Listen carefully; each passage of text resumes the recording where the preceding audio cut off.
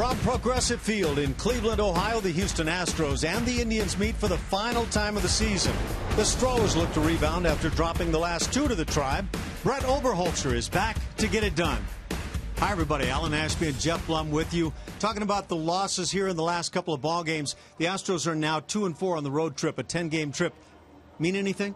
It's a little bit concerning, but I think these guys are actually will never admit to being legitimately fatigued. They've fallen underneath 500 here on the road. They played quite well early on, but I think all these games and playing in first place is starting to catch up to them a little bit. And now for our Kubota pitching performance, powered by Kubota, of course. Last couple of days, the Astros have had guys, Dan Straley, Vince Velasquez pitching, and they did well.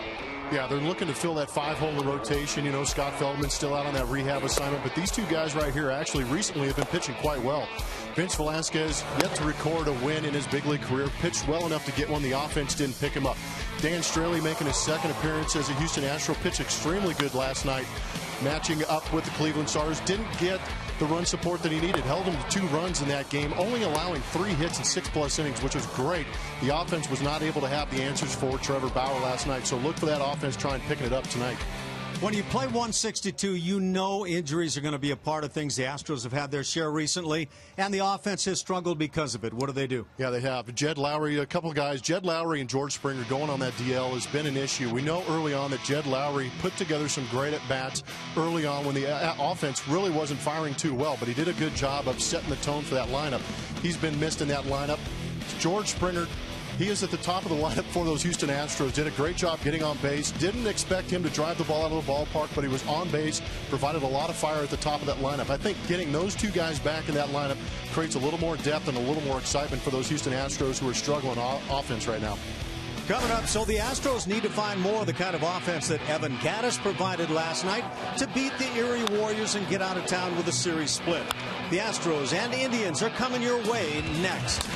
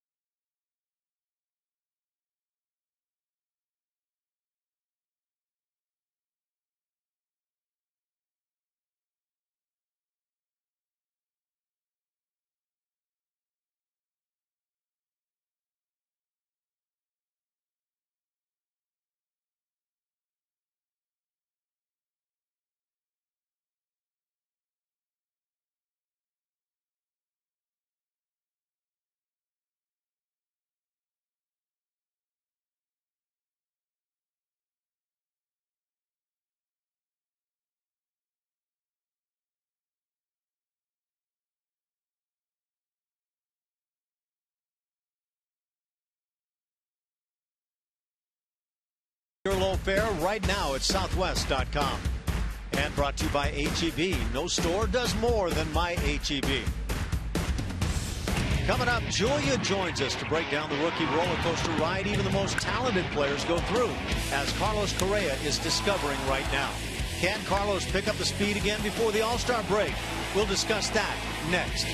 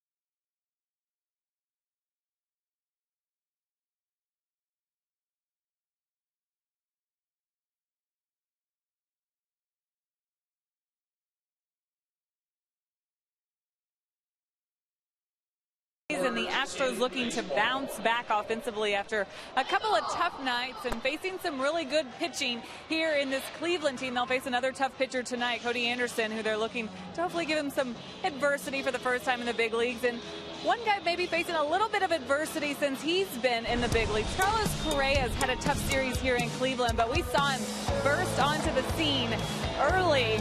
And man, he looked like he belonged up here defensively and of course offensively. We see the power in some of those hits just there in that video. But batting second when he was first called up to 314 average, and changed a little bit when they dropped him down to that 3-hole, looking to get some more runs driven in by Carlos Correa. But like I said, tough series here in Cleveland as he is 0 for 12. Wouldn't say struggling just yet for this guy because we know we can break out of it offensively, but these Indians have really given him some trouble in this series. But it's tough to be a rookie. It's tough to be in the big leagues, and you can see if you come out hot, it's definitely hard to keep a pace like some of these guys right here. Carlos Correa in his first 25, 315. Joey Gallo, we saw him with the Rangers come out hot and then struggle a little bit, 149 after those first 11. Chris Bryant, Jock Peterson. Some big names there as far as rookies and prospects. But Carlos Correa, very calm when I talked to him today, Ashton Blummer, as he said, some of these at-bats he's having here recently, just missing that one pitch to hit. It's frustrating, but he feels good about it. Guys, what have you seen in his at-bats and how these Indians are pitching him, and what kind of adjustments should he be making? Thanks, Julia. I guess for me, I'll just say I think the last two series, it looks like teams have decided to come in hard, see if he can adjust. At moments, it seems like he adjusts very easily. Right now, the Indians seem to have his number, but it may just be that little bump in the road. Yeah, I like that he's not trying to make too many major adjustments. I like that he understands that he's getting one pitch to hit every at-bat. Just happens to be missing them, and you got to give a little bit of credit to the Indians who are pitching him quite well, but there's a learning curve coming up in the big leagues. I don't care how talented you are or how good you're going to be in the future. There's going to be that learning curve. The excitement came with Carlos Correa.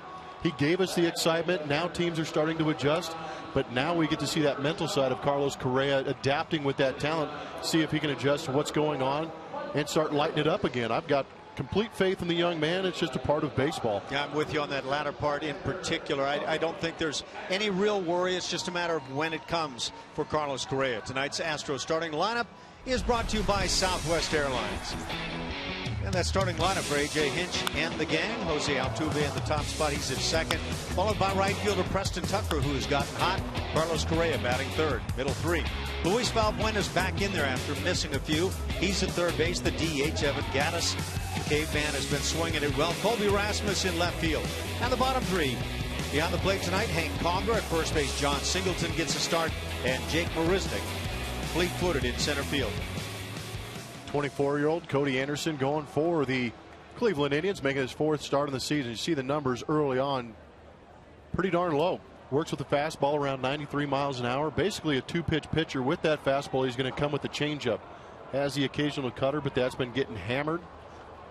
Just a good young talent trying to mix into this already good rotation for the Cleveland Indians. He has yet to face the Houston Astros. As Blummer said, he's been really good. The 3 starts that he's made in the major leagues prior to tonight, he's faced Tampa Bay twice and the Pittsburgh Pirates once. And so we'll see how he does against the Astros. First pitch hit in the air center field, easy for Michael Brantley. 1 pitch, 1 out here in the first. There you see Michael Brantley in center. Let's see who's out there with him. Mike Aviles in left, David Murphy in right. On the infield, Giovanni Urshela, Francisco Lindor, Jason Kipnis, and Carlos Santana. Behind the plate for the 4th straight day in a row, Yan Gomes. 68 degrees at the start of play. 7:10 game start. That is here Eastern time zone. Preston Tucker has been swinging it well in the Eastern time zone. Now hitting .263 as he takes outside. Cody Anderson's last start lasted 2 hours and 36 minutes. They say he works quickly, doesn't fall behind often, and puts the ball in play very quickly. Yeah, I think the key to that is pitching to contact. Not afraid of it. Primarily 2-pitch pitcher, huh? Fastball changeup. Fastball changeup. He has a curveball, but he only throws it 2% of the time. There's the 2-0, and that fastball right there fouled off. But 94-95 is what we're seeing early now. And that's about the word. Guy's got a good arm.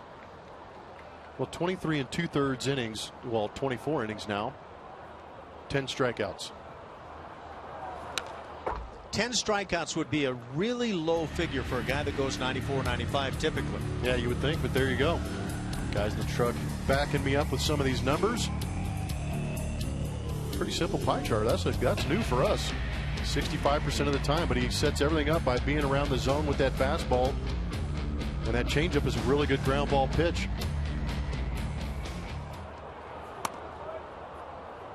I assume that's the changeup. Missed badly with it. That was a little bit of a cutter. 88 miles an hour. The changeup will get in there about 83 to 85. Yeah, that was thrown so poorly that you couldn't really see anything from it.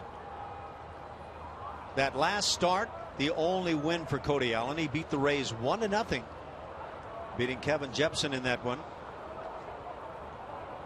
And lasted 7 2/3 innings. High fastball hit in the air, left field, hit fairly well. And back to the warning track goes Aviles to make the play. So Preston Tucker continues to hit the ball sharply.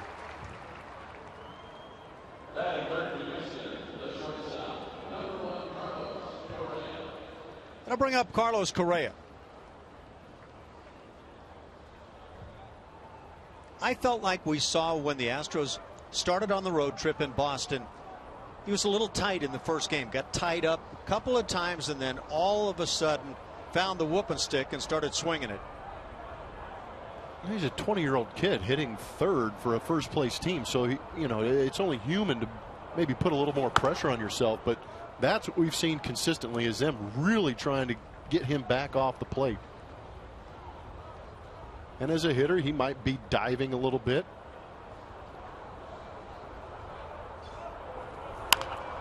Puts it on the ground, easy at third base. Urshela with the play. A little bit low at the throw, but a 1-2-3 first inning. The changeup gets the ground out. Scoreless game.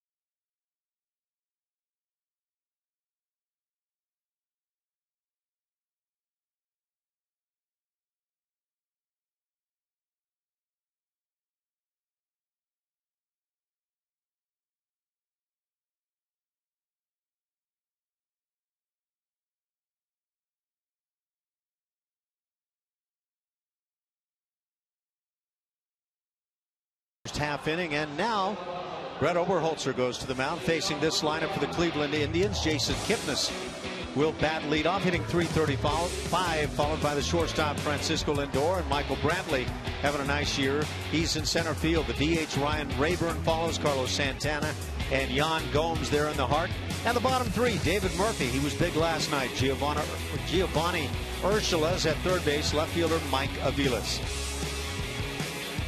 Brett Oberholzer back in the big leagues for the Houston Astros, getting the start. 2-1 on the season. Getting another opportunity after a semi-blow up against the New York Yankees. Got flustered a little bit. Finished off with trying to throw at A-Rod. So Obi's first pitch of the evening, right there at the knees for a strike at 88 miles an hour. Yeah, that outing against the Yankees, forgettable. 1 1/3 innings, 4 hits and 6 earnings against him. 3 walks, just 1 strikeout. And in that game, just an inning and a third, 2 home runs against Obi. Made 1 start back in Fresno going up against Tacoma. He got the win. Went 6 innings strong, scattered 6 hits, 3 earned runs. Gave up a home run in that game too. Brian McCann and Chris Young for the Yankees got him early in that most recent major league start.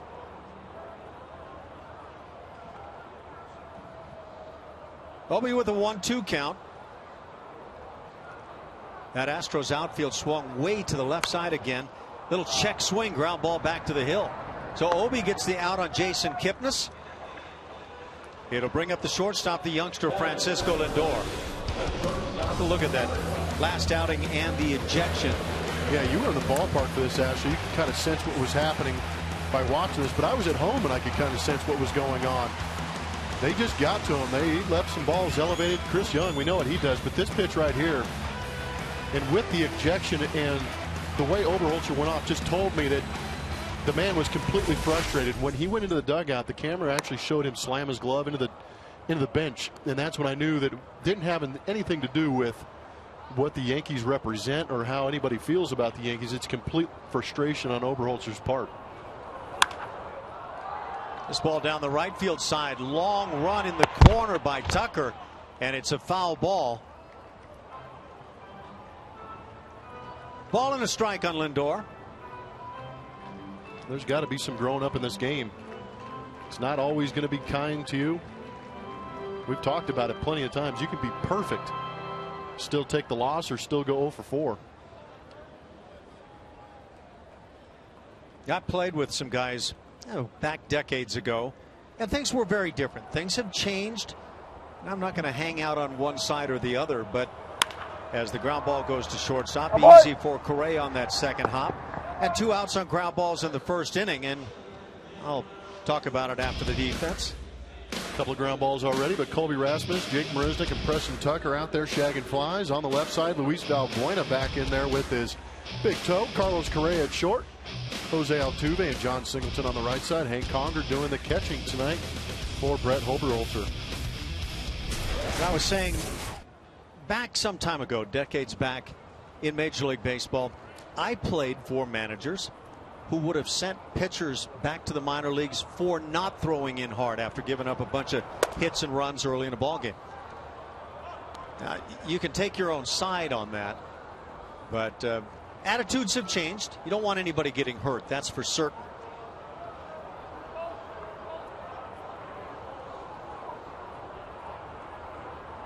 Two outs for Michael Brantley. Hot shot on a hop to shortstop, going down to play it on a knee. Correa, and 3 ground ball outs in the first inning. Nicely done by Brett Oberholzer. Scoreless after 1.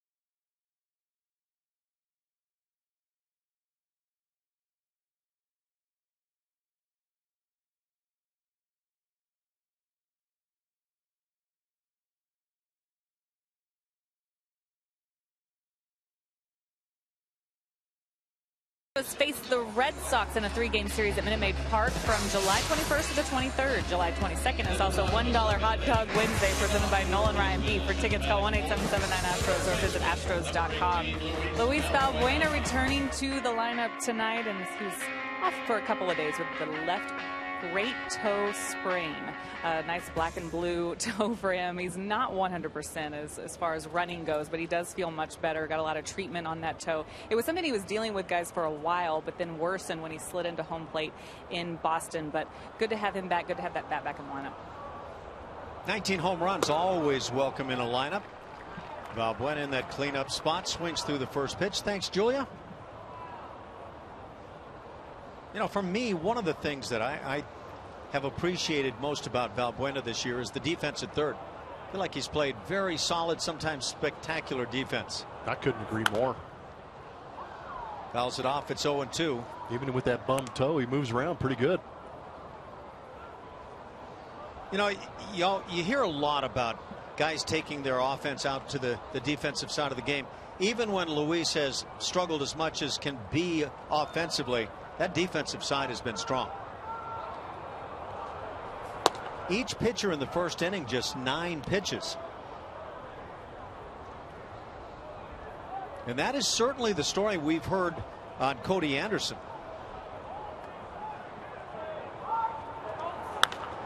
Changeup ram, but way foul down the right field side.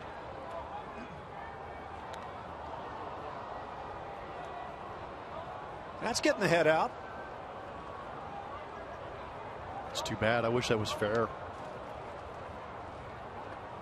Put a run on the board. Welcome back to the lineup, Luis. Hit to left field and hit well. Going back, Aviles. And he makes a nice running grab. Might have gotten fooled on this ball, but closed nicely in the end. It was a pretty good play. Aviles normally plays on the infield. How about Valbuena hitting the ball hard, going the other way after yanking that changeup? Takes a good fastball and drives it the other way. One out here in the second inning. The game is yet to see its first base runner. Evan Gattis comes to the plate. And I think if Evan is aware of that stat, he is even more angry right now than usual. He's really not an angry guy, though. I just need that little white baseball gets within about 3 feet of him, and he takes it out on it. But yeah, it's not the general anger; it's the anger at the baseball. Yeah, it's very personal. He's a great guy. He's funny to talk to. Yeah. I went down there and yelled at him before the game today. I hope so. I said, "What are you doing hitting that pitch?" And he really didn't have a reply other than, "I couldn't believe I hit it myself."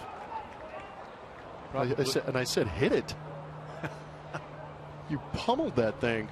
Didn't know where he hit it either. He couldn't tell me how many Altuves off the ground it was either.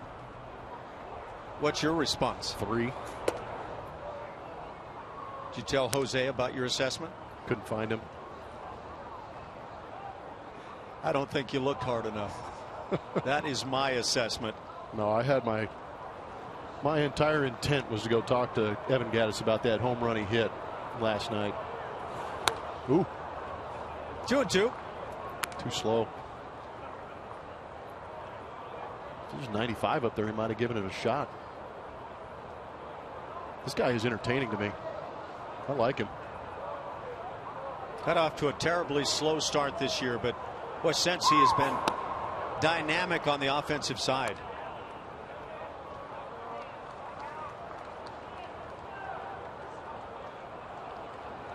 Got a 9-game hitting streak. Just kind of quietly going about business.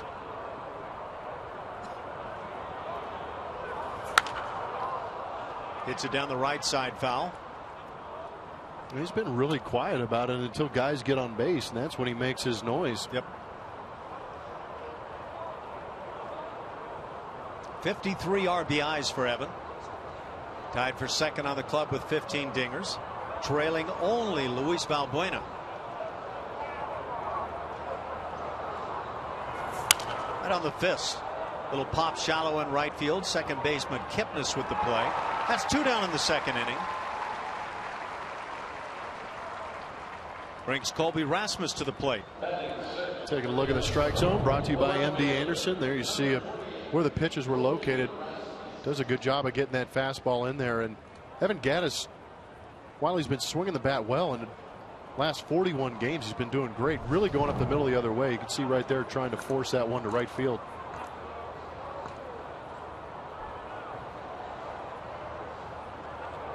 For Colby, the batting average at .242. Made a fine defensive play last night in left field. Grounds one to the right side, handled by Santana. He'll feed on to Anderson. That does it. Another 1-2-3 inning. 6 up and 6 down for Anderson.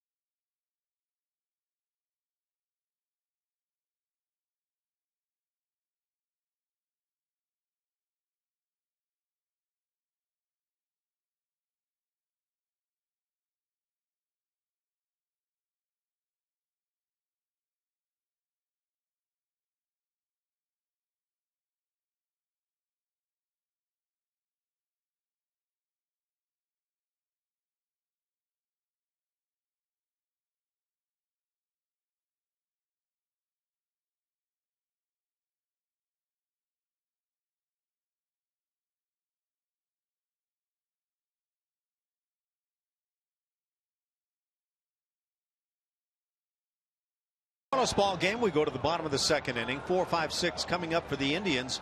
Ryan Rayburn, Carlos Santana, and Yan Gomes. As some fans are trying to find out right now who Brett Oberholzer will face here in the inning. Been kind of a rainy, cloudy, gray day today. It's been a moist series. That it has. In some books, it's 1-0 at this point. Scoreless, though, on the big board here at Progressive. Ryan Rayburn, the DH this evening. Hitting .289, 4 long balls.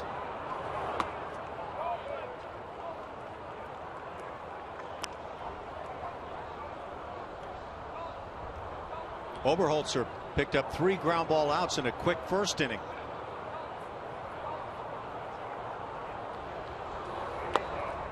Rayburn has just played in one of the games here in the series, going 0 for 3. It's a rough game for Ryan Rayburn. 3 strikeouts in those 3 at bats. What's he see? Or was that? I shouldn't say he so quickly, should I? There's a lot of pink going on there. Foul ball down the right side. 2-2 the count. Yeah, that's probably a she there, I guess, huh? Yeah, she's got that pink lid on. Checking out things here at Progressive. Hope the parents are paying attention on a possible foul ball. I was looking to see, I think her head is underneath the lip of that dugout there. Half swing, no swing. And now a full count here. Starting things out in the bottom of the second inning.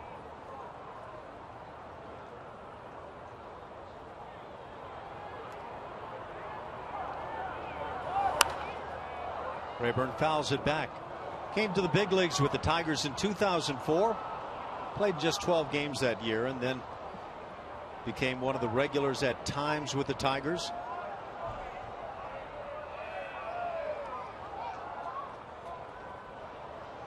Lifetime in the big leagues, 78 home runs while hitting .255. He's hitting .360 at home against left-handed pitching. I I guess that might tell you why he's in the lineup tonight. Drills one to center field, leadoff single in the second inning, and that'll add to those numbers.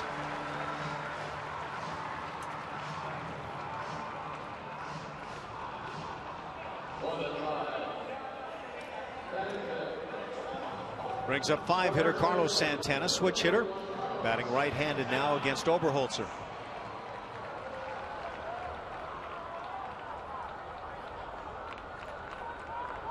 Rayburn has not attempted a stolen base this year. In fact, has not taken off since 2012 when he stole one base.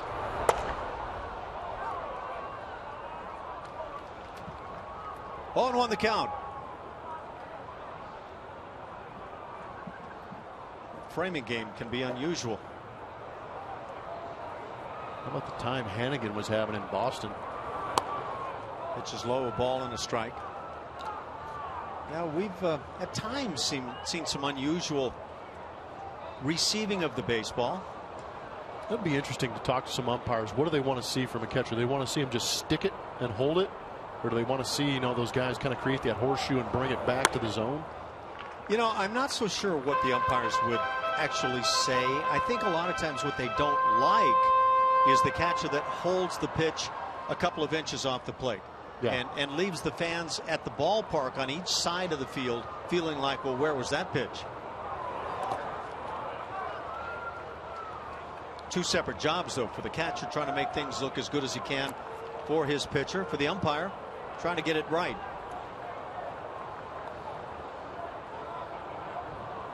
Tell you what, Obi's got to get better command of that changeup. Good pitch for him when he can locate it.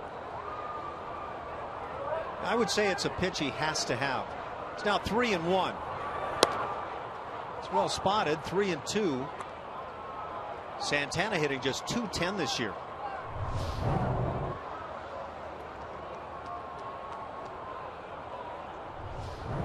It's interesting because Conger had to reach back across his body to catch a pitch that was right through the heart of the plate down at the knees. Makes you wonder how far inside he's setting up on Santana.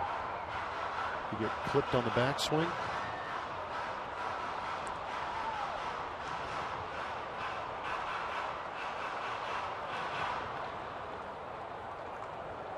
Quite a slowdown for Santana the last couple of months.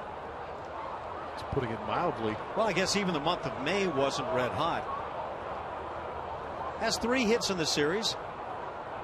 Had 2 in game 2. And now takes ball 4. First 2 hitters reach here in the second inning. Nobody out for Yan Gomes.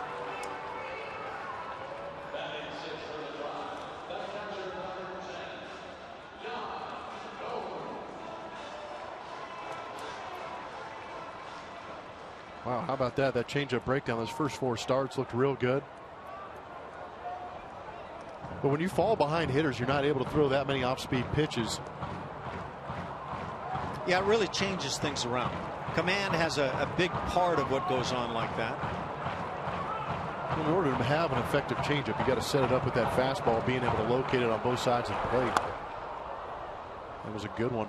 First 4 outings for Obi this year came against the Giants, Baltimore, Toronto Blue Jays in Toronto, and Seattle. So they sometimes try to look for trends there. I'm not sure if I see any kind of a soft team trend. In fact, the Toronto Blue Jays best offensive team in baseball this year. Well, that fastball was in a very hittable zone. Gomes with an 0-2 count.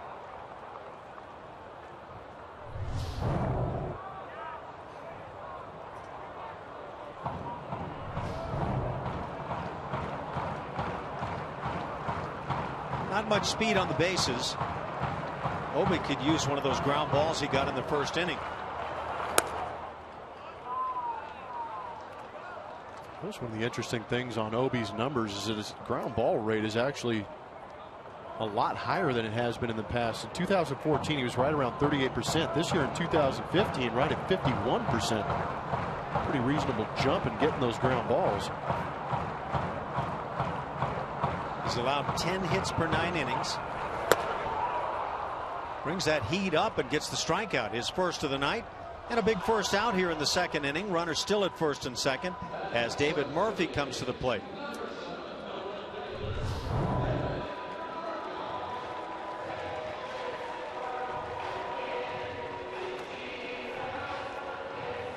See those hands on Yan Gomes starting around his shoulder.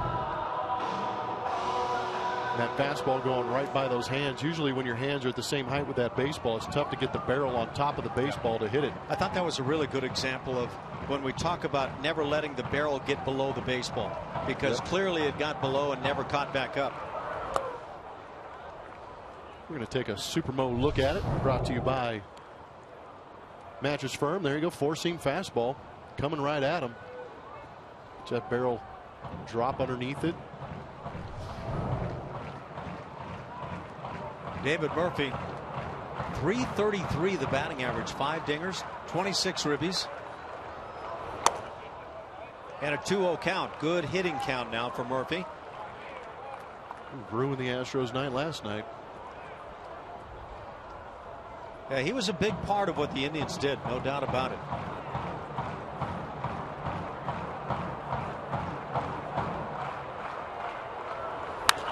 Gets one up and pops it up. Shallow down the left field line. It's Correa calling, now called off by Rasmus, and a key second out. So the first 2 reach in the inning, but then a strikeout of Gomes, a pop out by Murphy, and it's in the hands of Giovanni Urshela. Pretty good job by Obi to get to 2 outs in this inning after base hit walk to start the inning. That's a sign of maturity for Obi, calming down, showing some poise. Still got 1 more out to get. Urshela, the 8 hitter for the Tribe, hitting .247.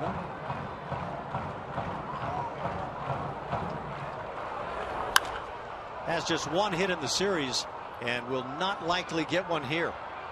It's Tucker, and making the play, that'll do it. Nice job after the first 2 reach. Obi gets out of it, scoreless after 2.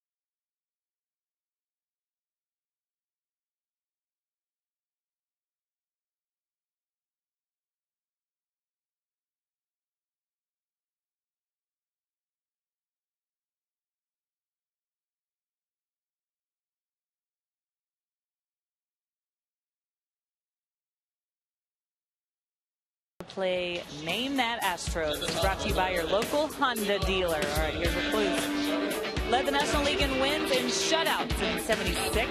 He had 1 career homer in 976 ABs. Pitched in the World Series in '87. That was 20 years after making his major league debut. And his bobblehead featured a nail file in the back pocket. Make sure to tweet your responses at Blummer27 or myself, Julian Morales, RS, and we will get back with that answer later in the broadcast. Don't forget Alcat Ass, right? There you go. That last clue just made it way too easy. Hank Conger at the plate. Very true.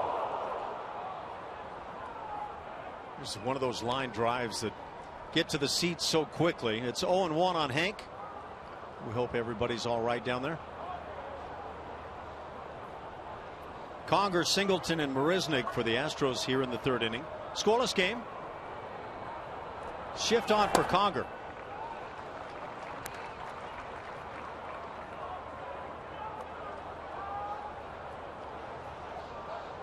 Hank hitting .237, 4 long balls. He's driven in 11.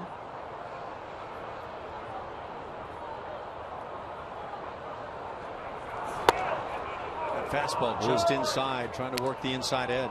Good pitch.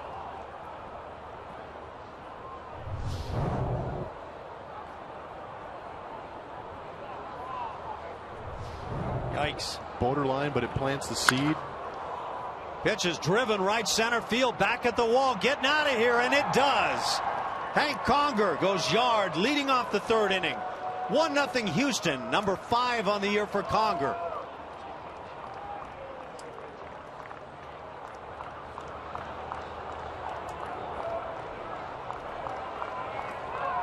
But Conger going deep. He got one extra pitch to work with and utilized it well. Laid off that fastball in. Anderson comes back with something out over the plate. See the enthusiasm from Conger. He's lighting it up. 5 home runs at this point for a guy playing the backup spot for the catcher. That's a nice job. We saw some of his left-handed thump when he was with the Angels. Yes. Thought it was pretty good. So that's, I would say, his most powerful side, but he's been doing it from the right side also. Hit a couple of home runs right-handed. First 2 of his career in the major leagues, by the way. So yeah, that bat side of things, in particular from what we've seen in the past, the left side of the plate would seem to be the strength for Hank. John Singleton at the plate. 1-0 Houston, trying to even this series at 2 games apiece. My goodness, my Twitter account has gone absolutely bonkers. On that one swing? No. For the name that Astro. Oh. They are checking it out. Well, again, that final clue I felt like might have been a bit telling. Are they right? Yeah. Majority of them are very right. Somebody threw a Mike Scott at me. Yeah, I don't think Mike's going to make that one. Hit in the air deep to center field. Brantley going back. He's at the track and the wall and makes the catch up near the line on that wall. So Singleton almost gets out of here. And that would have been his first on the year. 1 out here in the third. And Conger take a hack. That was that changeup. It flattened out for him out over the plate. Good pitch to hit for left-handed hitters, especially if it's not diving away. You see the extension right there. Getting to it nicely and staying through it even better.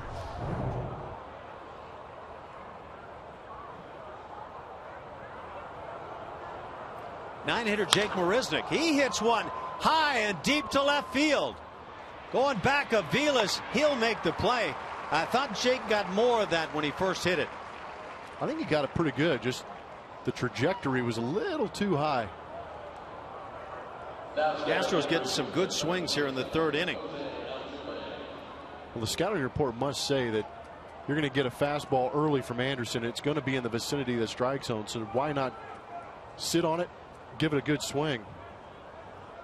That home run by Conger, just the second allowed by Cody Anderson in now his 4th start of the season.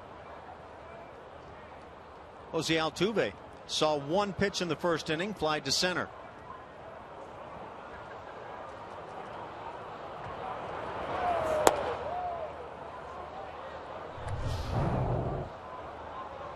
There's that changeup grip. Most guys throw it with that circle change.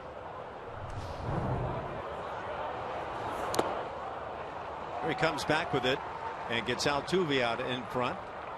Yeah, I've even gotten a couple of the folks out in Twitterville sending back some answers, and apparently they felt it was just too easy tonight.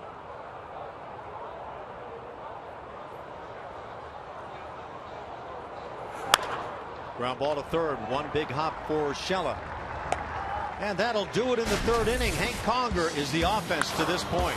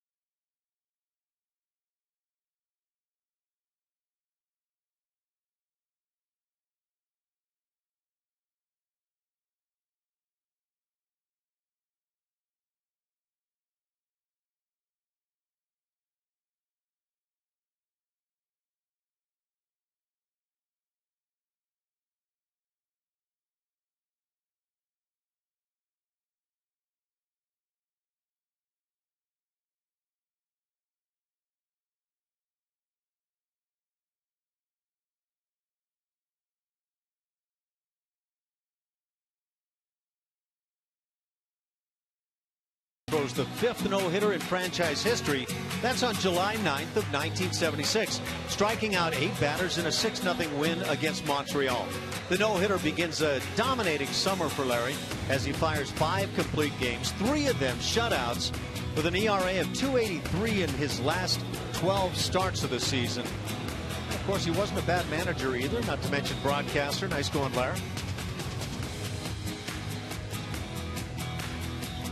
It's good stuff. He was slinging some nastiness. Was that your Moss right there? No, that was Hoggy, I believe.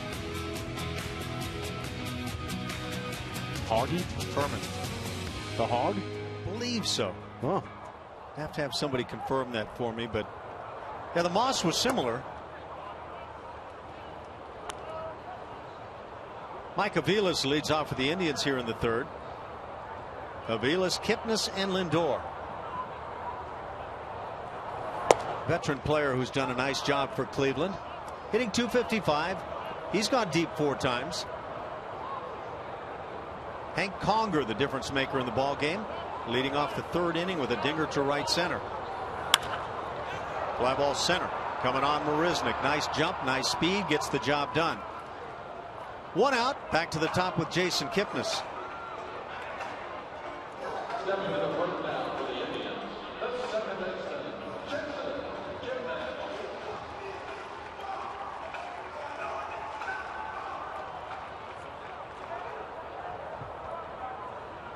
Kipnis had an excuse me ground ball back to the mound to start the 1st inning for the Tribe.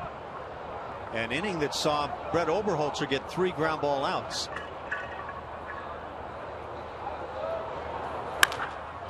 Ground ball to Altuve this time. 2 quick outs in the 3rd. It'll bring up shortstop Francisco Lindor.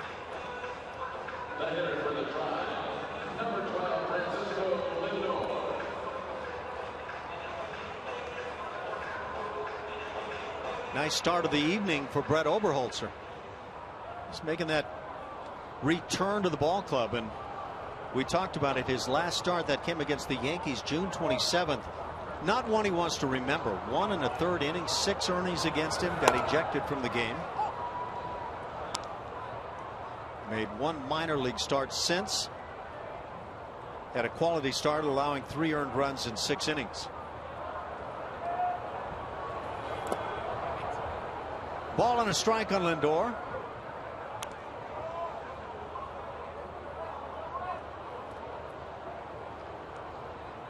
Lindor's a switch hitter. He's 21 years of age. Now in just his 23rd game. Little soft liner and just out of the reach of Singleton. Hit number 2 of the night for the Indians.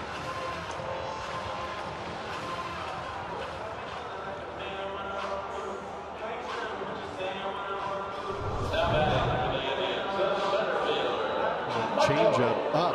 Just kind of nubbed off the end of the bat. Lindor got quick on it. Sometimes on those swinging changeups as an infielder, it's tough to get your footwork right. That was the changeup combo.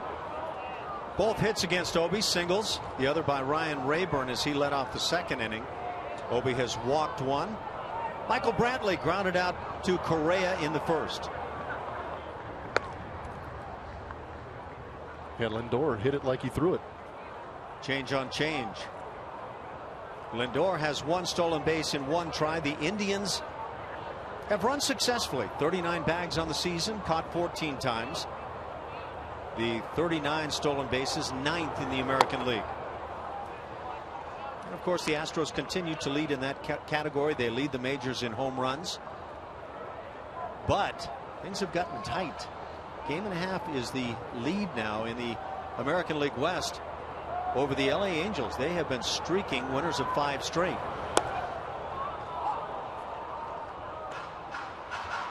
There you go. The Angels tightening things up a bit. They sure are. Rangers have really fallen off now. 3 games under 500. Seattle and Oakland trailing. Would you feel safe calling it a 3-team race at this point? Yeah. Pop Fly is back out of play. Just over halfway through the season. It's game 88 tonight. 91 will be played once the All-Star break is had. That starts Monday. The All-Star game this year in Cincinnati. And you've mentioned it, that home run derby could last forever there. Surprised Lance Berkman didn't come out of retirement to get into that thing. He hit so many bombs at that place. You think Canseco would agree to come if he was asked? Oh, you could put Albert Pujols and Lance Berkman in that home run derby. That'd be good. Next week, and it would last a couple days. Oh, your boy Miguel Tejada won that one year against Lance Berkman. Yeah, at Minute Maid Park. Yes.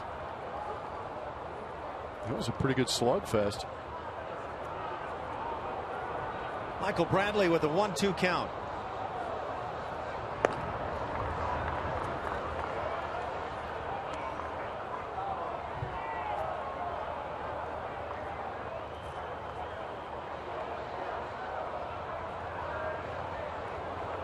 Michael Bradley's batting average at .292.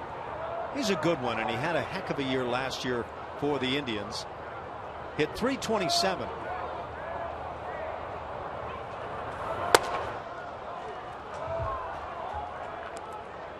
And I would say to the trained eye, you can see why. He's just so steady at the plate. It's a little bit easier to maintain a swing that doesn't have many moving parts. Paul Molitor comes to mind when you say that. Just that simple little leg kick from Paul Molitor. Sorry, I was thinking of Paul O'Neill. I don't know why. Little fister fly ball shallow in center field, dropping, diving effort. Marisnick can't come up with it, and I think Jake may be hurt in center field. Second hit of the inning, runners at first and third, but now it's about Jake Marisnick, and is he all right? Hoping he just knocked the wind out of himself a little bit. He ran into the green monster in Boston, but full speed, full extension on this drop shot from Brantley. Kind of landed on his throwing arm a little bit awkward. Hopefully nothing too severe, just maybe a little bit of a stinger. Sometimes when you see guys lay out with their both arms fully extended in that dive position, they'll dislocate that right shoulder, but he'd be in a lot more pain if that had happened.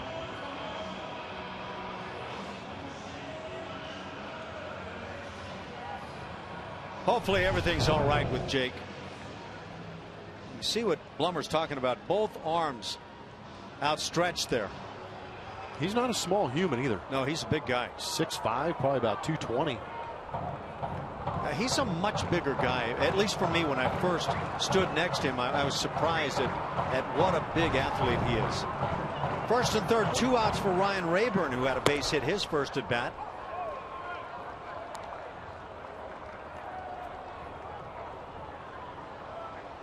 Hit number 5 in the series for Michael Brantley with that drop shot base hit.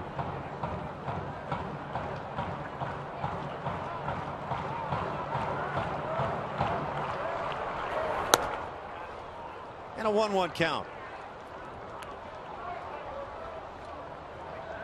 Rayburn with the base hit in the second inning, now hitting .296.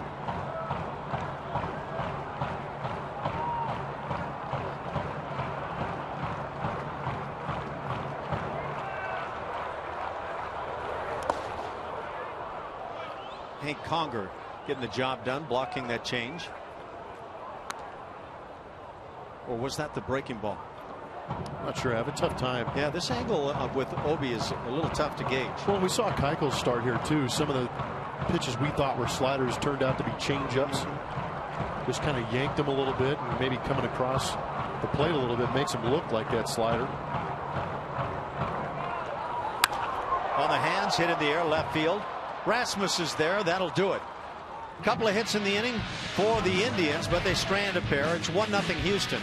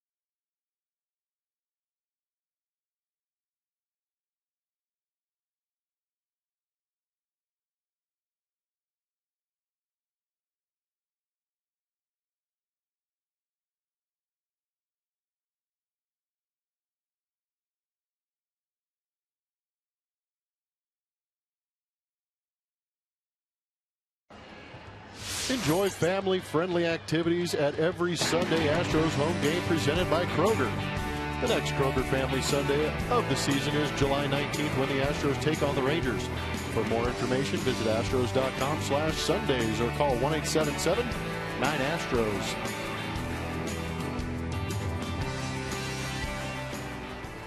Maybe some dreams being built there for young fans. Dreams and memories hanging out with Pops at the yard. You remember going to your first ball game? I do not remember the first one, but I remember the plenty of ball games after that. Really? Yeah, a lot of, I don't know if I was too young or nothing exciting happened, but I remember going to plenty of baseball games after that. Preston Tucker at the plate starts the bat. They appeal to third, palms down. 2-0 the count on Preston. Preston gave it a ride fly deep to left field in the first inning. You know what I remember? It was at the old Coliseum in L.A. Dodgers and Pirates. Vernon Law was pitching for the Pirates. I remember my dad saying, yeah, the Dodgers are going to lose tonight. They're not going to be able to beat this guy. And I thought, how dare you? How could you say that? But we walked into the Coliseum from the first base side, probably the upper tank. And I looked across the field and the lights were on and I saw the shiny helmets and everything. And those lights and the shiny helmet for a little kid stuck out in my mind. That was kind of the cool thing going on.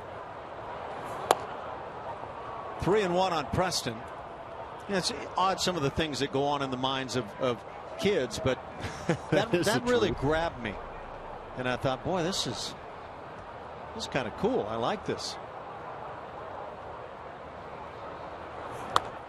And now the leadoff walk. So Tucker aboard for Carlos Correa. Of course, then I went on at Dodger Stadium to see two of Sandy Koufax's no-hitters, including the perfect game. You just hang around no-hitters, huh? Apparently. Jeez. And then got to catch the record breaker as Nolan Ryan went by Sandy Koufax. Very bizarre. Full circle. First walk issued now by Anderson, a guy who, by all reports, just isn't going to walk many. 2 walks and 4 starts.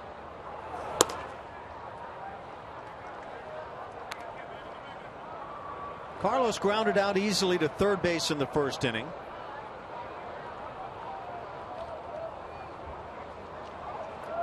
This game you get hot in, you get cold in. Cycles that you can't get around. He's 0 for his last 14. Now he lines one right center field on the move and not able to get there is Brantley. So there you go. You snap the 0 for 14. Runners at first and second on the base hit by Correa. And maybe that can unleash the beast. Been swinging over some pitches on the inside corner over the top, missing him. This one really forces himself to stay inside. Takes that down and in, goes the other way. Good piece of hitting. That's a good sign. All you need to do visually as a hitter sometimes is just watch the ball hit open grass. It'll change your outlook completely.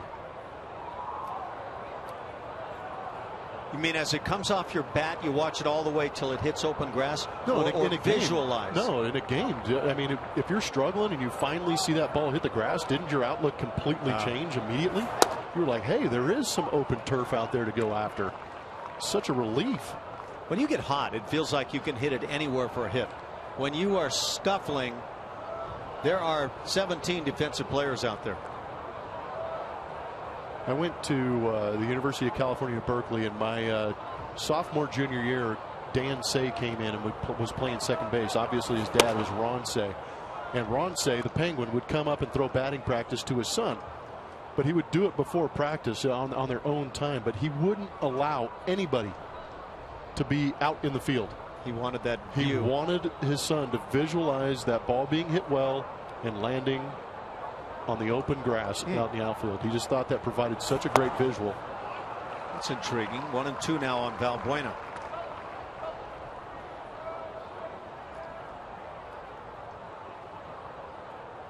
I had a comment that kind of stuck with me playing with Frank Robinson early in my career, and he would talk in different situations about don't try to do this or that, just see how hard you can hit the baseball.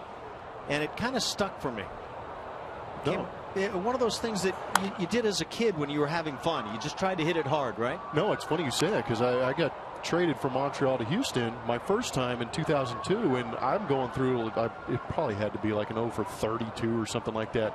Harry Spielman was the hitting coach at the time, and I've been in the cage, for a couple days now.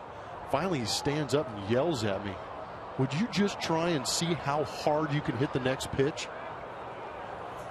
And when you're thinking about how do I get myself in a position to hit this pitch as hard as I possibly can, all of a sudden you find out your hands are back, the foot is down, and all you're thinking about is getting the barrel to the baseball.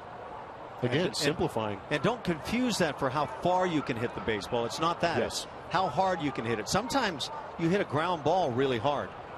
Yeah. And you can take a good bat path, a good swing, get it on the barrel, hit it on the sweet spot. 2-2 now. Nobody out. Runners at first and second. The Astros trying to add to a 1-0 lead. Hank Conger has gone yard. And Robbie used to talk about hit and run scenarios. Don't try to flare one the other way. Don't do that. He'd say, what I want as a manager is somebody to hit the ball hard on the ground. Just try to hit it hard on the ground. I don't care where it goes. I'll take my chances. There goes the runners. Pitch a ball, the throw down to third, and they've got an easy out. Isn't that ball? What just happened right there? You don't have it. Normally you don't have a 2-2 hit and run type situation. Is that likely that Preston Tucker thought it was 3-2? I'm guessing. I'm not sure. But he must have thought that was a 3-2 count. That's what I mean, prior on the pitch. Ouch. Ooh, that's a painful first out. Moving into second base is Carlos Correa. Well, you know what's going to happen right here. It's going to be a base hit. Well, if you get a base hit, you're likely to get a run. But yeah, I hear you. Caught stealing. There's a drive center field. Bradley is back with room. Catch is made, tagging and coming to third base Correa, but there are 2 outs in the inning now. Time now for the TXU Energy Power Player of the Game. It's Evan Gattis. This is back on April 26th when we first saw him go up the ladder and attack a fastball about beard high. That was a line drive to center. That was yesterday. Trevor Bauer could not believe it. Maybe trying to waste a pitch, but then ended up getting annihilated. We get a side by side. You can see that pitch on the. Man, those might be equal height. People at home, you can tweet Alcat Tash about how many Altuves it is off the ground that he barreled those up. But I mean, the ability to get the barrel around that fastball at that height is pretty darn impressive. Yeah, that Alcat Ash came from the very first days of internet addresses. It was a combination of me, Al, you're an early tweeter, Al, and my wife, Catherine. And so that's how you made yourself an email address back in those days. Does she send tweets from your account? No. She doesn't have access? I don't send tweets from my account.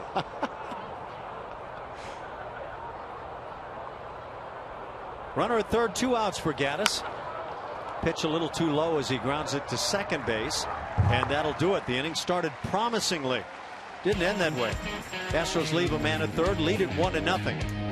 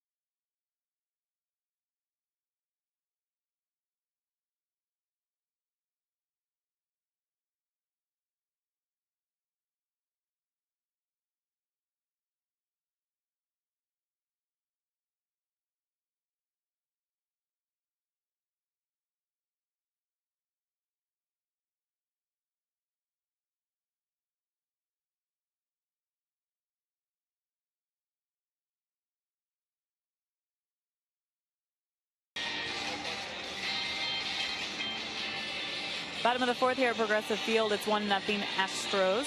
Join the Astros at Minute Maid Park on Saturday, July 18th for 80s night. The team will be wearing throwback uniforms, and 10,000 fans will receive a Nolan Ryan replica rainbow jersey presented by Nolan Ryan Beef. For more info, visit Astros.com or call 1-877-9-ASTROS. Brett Overholtzer back on the mound. Flew in last night, had some difficulties. I don't know if you guys heard about the United troubles with the computer glitch. Lots of flight delays, but Obi, being a part of that, did make it in. It was just kind of late last night, so he did not make it to the park. Just got a nice night's rest. But as for that Yankee situation you guys were talking about earlier, AJ addressed it before the game today and said that him and Obi talked after that game. It's all in the past, no baggage moving forward. It was just a simple situation back then, and to be optioned that night, they needed an extra arm at the time. So today he gives them the chance to win, and that's what they're hoping for from Overholtzer. Yeah, thanks, Julia. And yes, we do follow world events going on. Computer glitch day yesterday. And good to see Obi back and pitching well. I think one thing that we feel about A.J. Hinch is he does not provide the baggage. He lets it all be in the past, and I think it's just a great thing. Well, we know he's a day-to-day guy, which is a good thing for these young Astros because they could dwell on some things, but he's always showing up every day with the same attitude, trying to keep these guys going, knowing it's a grind. Went just inside. 2-1 the count. Carlos Santana leading off here in the fourth.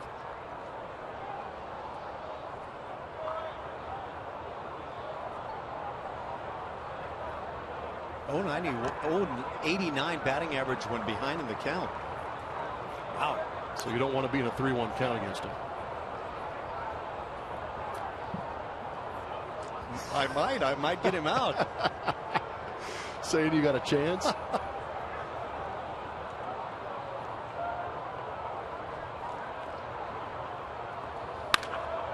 That's a shot off the glove of Valbuena at third into left field.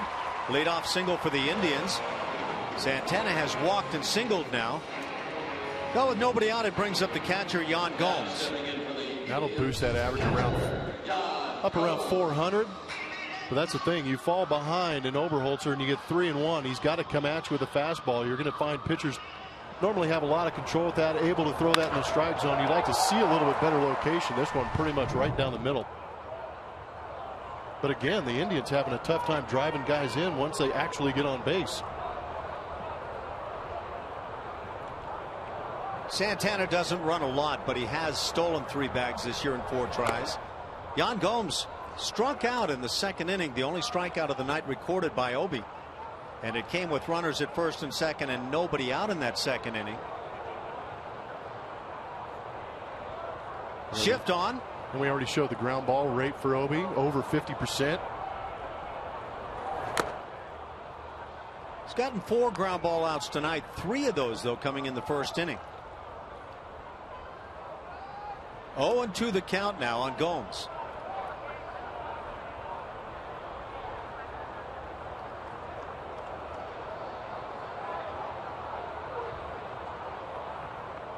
Gomes with 3 hits in the series, 3 for 12. A couple of doubles as he fouls one right side. 0-2 the count. The only run of the ball game, a home run by Hank Conger. It came leading off the third inning. Took a close fastball with a couple of strikes. It was called a ball, and he got one more pitch and took full advantage.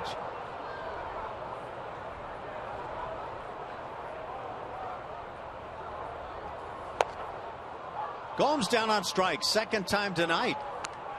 With 1 out, it brings up the left-hand hitting David Murphy. Time now for our AT&T Rewind.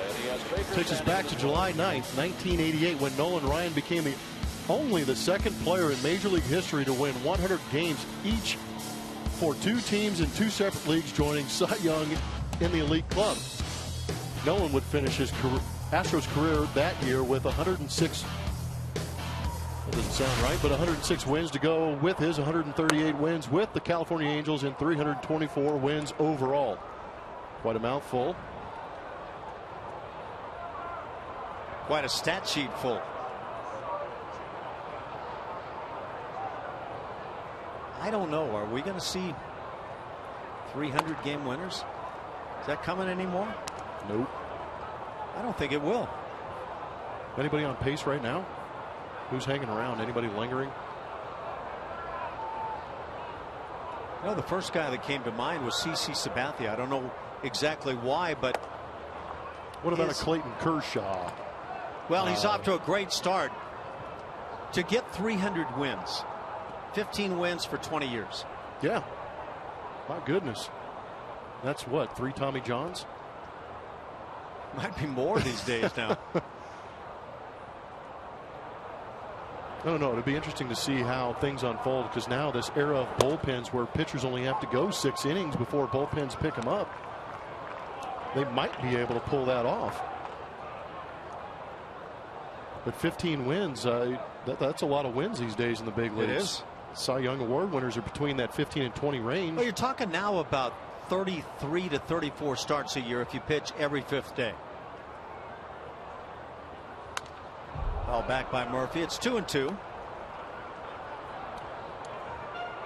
How many 20-game winners have we seen in recent years? And you bring up Kershaw. You're going to make me. Well, yeah, it's kind of that dangling now. question for anybody out there.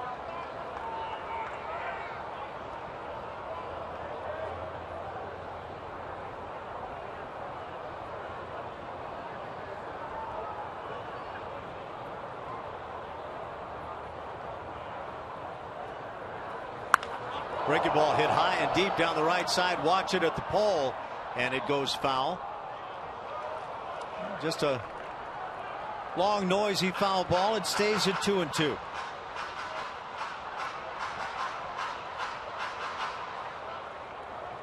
It always seems like Murphy is in the middle of something against the Astros, whether he's wearing a Rangers uniform, Indians uniform. He's getting good looks on left-handed pitching. He got that game-winning hit last night off of Thatcher. Ground ball right side, could be 2. Altuve, Correa, and on to Singleton. They get the double play and the first of the night. 4-6-3 it goes. That'll do it for the Tribe in the 4th inning. 1-0 Houston.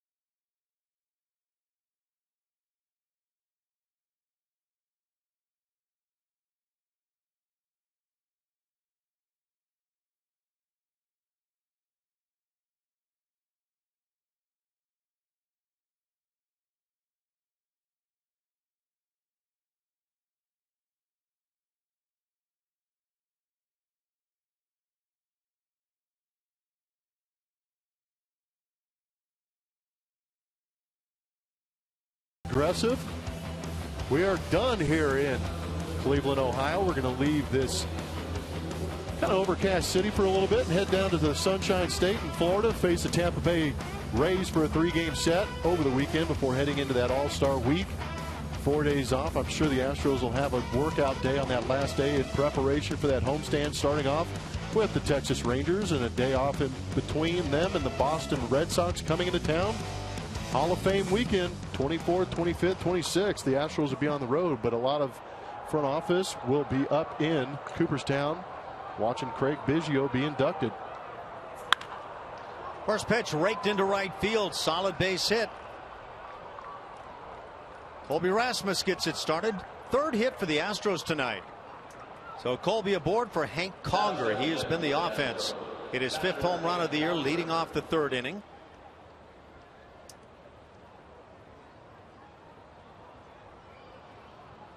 Okay, so we were talking about pitchers and the chances of getting to 300 wins. Right now, the active leaders that I have anyway, Tim Hudson at 219. He's 39 years of age. Bartolo Colon, who's 62, has 213 wins. So he's got plenty of game left. Yeah. 213. CC Sabathia has 212. He's 34. Mark Burley at 36 has 208. And then you drop on down to Barry Zito with 165 wins. So, I mean, it paints a picture that says there's nobody right now on the horizon of making that happen. Now, I might have said Justin Verlander as the pitch is fouled down the left side. Verlander has really seen his game slide, and he's at 152. He's 32 years of age. Where are the numbers we talked about at the top? A.J. Burnett. He's had a resurgence this year coming back to the Pirates. Yeah, I just don't see it happening. Just think it's going to be really tough now to get to 300 wins. Popped up left side. That's back in the seats. 0-2 on Hank.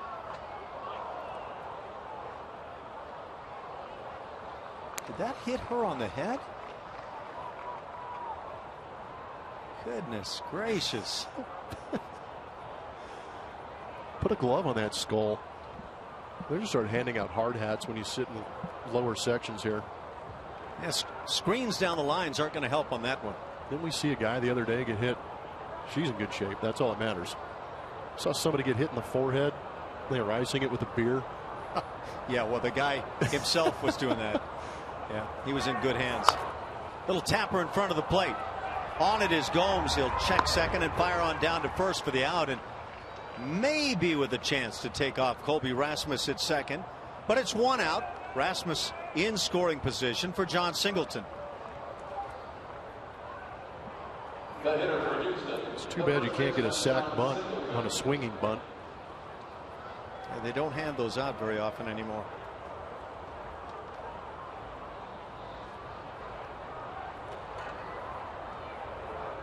You played with Jake Peavy, right? I did. He's got 139 wins. I was with him when he won his Cy Young in 2007.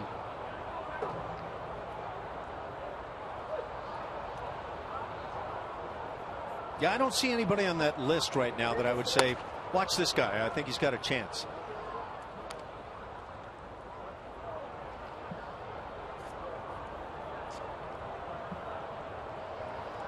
A run on 3 hits for Houston. No runs, 4 hits for the Indians.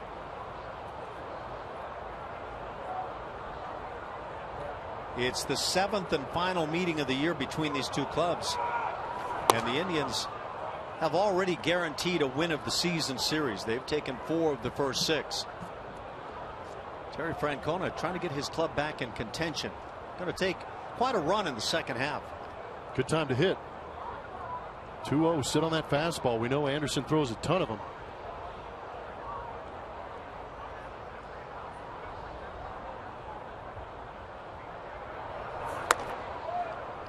There's the heater, but up. I've seen a lot of those fastballs left up from Anderson. Yeah, we were told before the play tonight that Anderson, in brief outings now in the big leagues, had never gone to 3-0. Can't say never anymore. You giving him the green light right here? Well, you might. Jake Marisnick is the 9-hitter. He waits on deck. What do you say? Yeah. That tells me he didn't like it.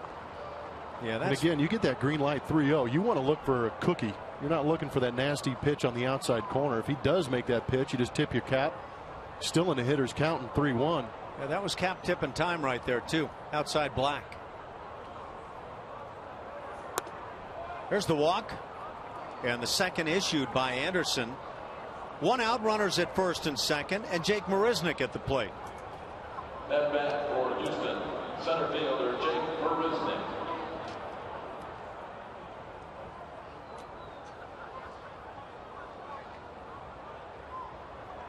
Yan Gomes out to the mound. Well, that's 2 walks in this game alone. Cody Anderson had 2 walks in the previous 3 starts. And Marisnick had a pretty good pass on him the first time going around. Flew out to the warning track in left field. Just got under one.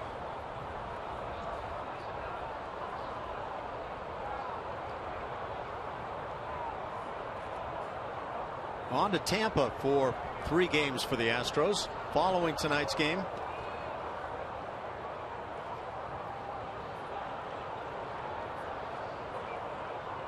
Colin McHugh has the assignment tomorrow night in Tampa against Erasmo Ramirez. Then a couple of day games, a 4:10 start on the Saturday game. Dallas Keuchel goes against Jake Odorizzi. Lance McCullers gets that final start of the first half. He'll face Matt Moore, the left-hander for Tampa Bay. Tampa Bay has seen their fortunes tail off here recently. They're now in 4th place in the East. Ground ball to third, step on the bag. It's a fair ball, and they get the double play. 5 unassisted 3. And that does it. Marisnick puts it right on the spot for the Indians. 1-0 Houston.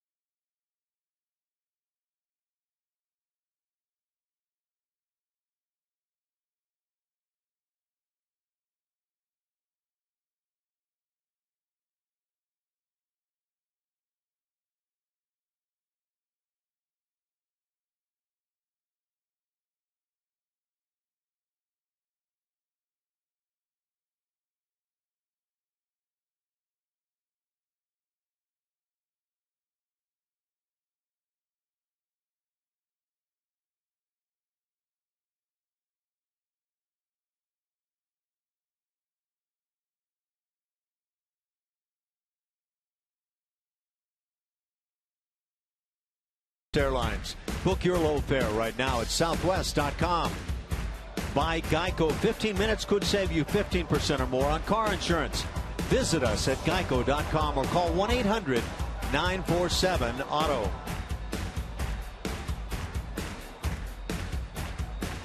There you go, downtown Cleveland. It's this big. Really? Did you go to Guy's Pizza? You should have. We're all getting along here in Cleveland. Brett Oberholzer working here in the 5th inning, leading 1-0.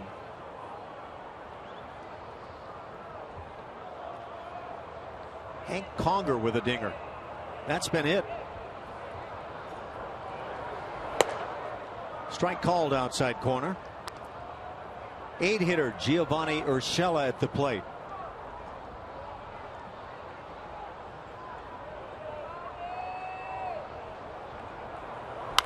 Ground ball back to the mound. Obi with the play. And the first out here in the bottom of the 5th inning. It'll bring up 9-hitter, the left fielder Mike Aviles.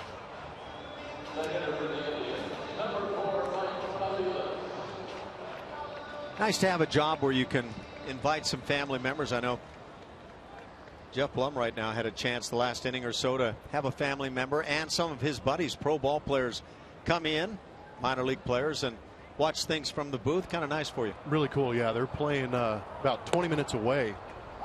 And it's my cousin Taylor Murphy, who got drafted last year by the Cleveland Indians, now and playing A-ball out here, and brought a couple of his teammates. They got rained out earlier today. So he got to come out and hopefully hang out at a place where he might be playing someday. He seems so much bigger and stronger than I remember when I was an A-ball. Good grief. Yeah, that group was a strong crew of kids. Four players right there. That was impressive.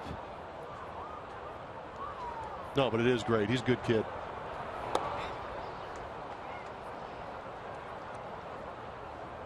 One and two the count on Aviles, batting with one out in the fifth inning.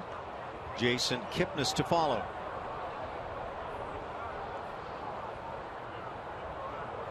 Talking about the Indians moments ago.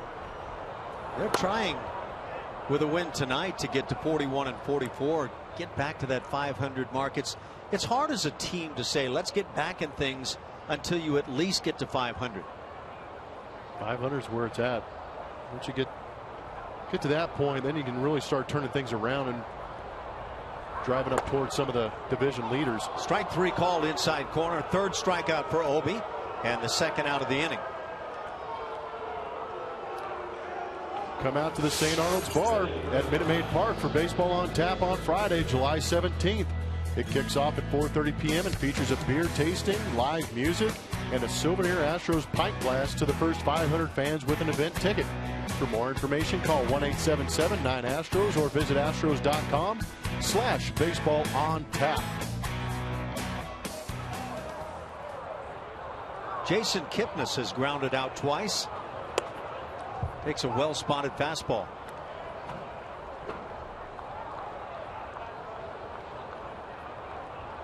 Batting average for Kipnis right now at .333.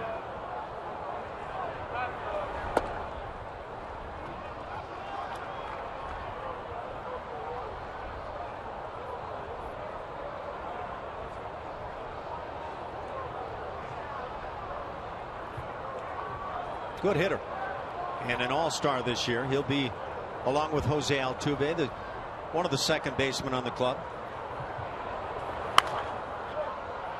Popped up left side. It's Colby Rasmus coming in foul territory, and he'll make the catch. That does it. A 1-2-3 fifth inning. Brett Oberholzer pitching very well in his return to the club. Leads it 1-0.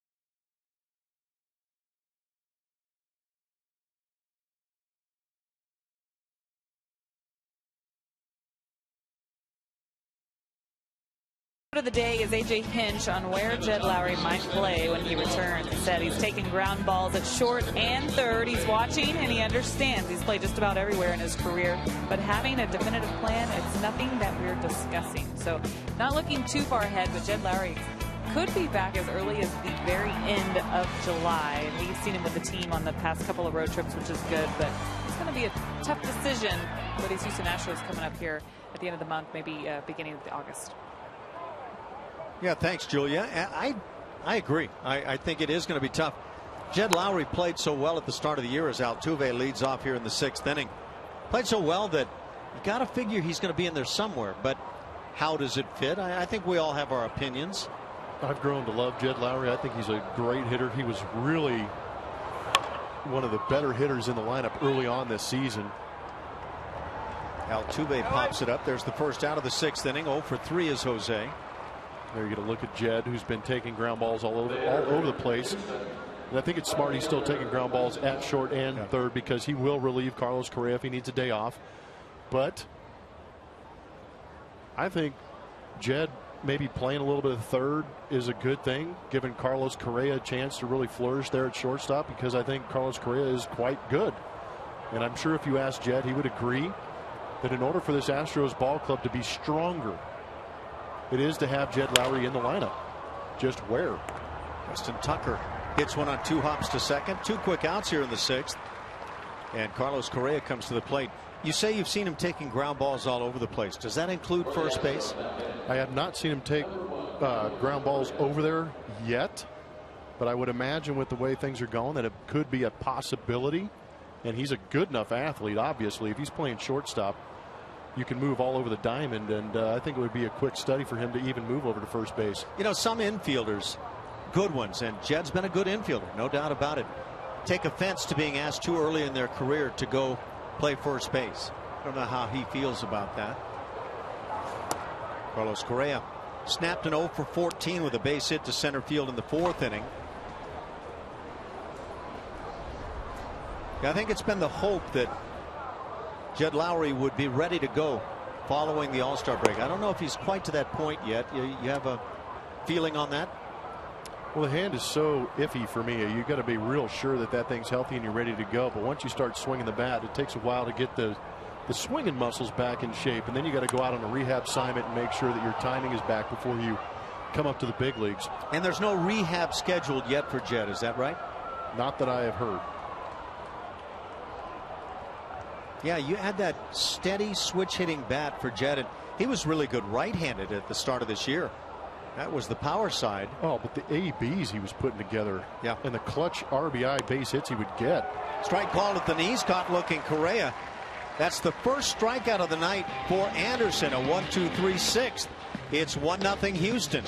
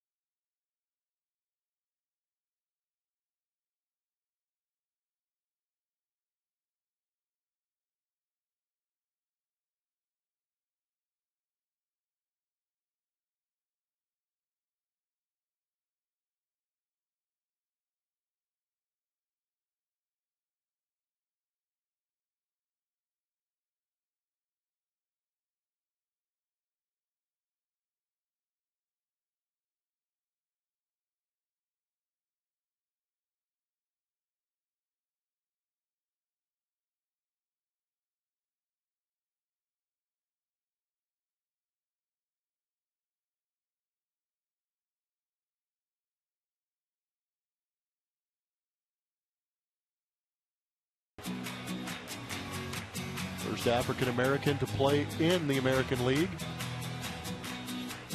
Finally made it into the Hall in 1998.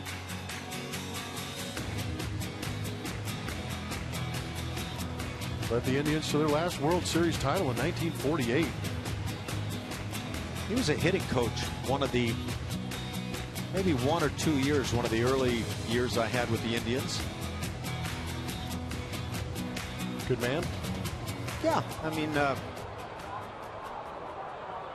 some guys, some of the rookies aren't right in the wheelhouse of some hitting coaches maybe. I didn't have a whole lot of conversations with Larry Doby, but seemed like a solid gentleman. Francisco Lindor leads off here in the 6th inning. Has a hit in 2 at-bats. He'll be followed by Brantley and Rayburn. Brett Oberholzer dealing through 5 innings. The Astros, hate to start saying desperately, but certainly could use a win tonight to even the series at 2 games apiece. Just inside, it's 2-1. The Astros lost 2 of 3 in Boston to start the trip, and now have lost 2 of the first 3 here in Cleveland.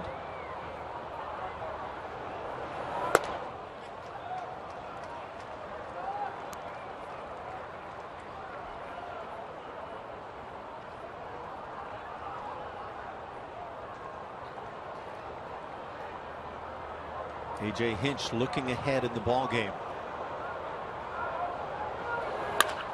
Pitch rammed to left field. That's deep. Back at the wall. Watch this thing. And we are tied at 1.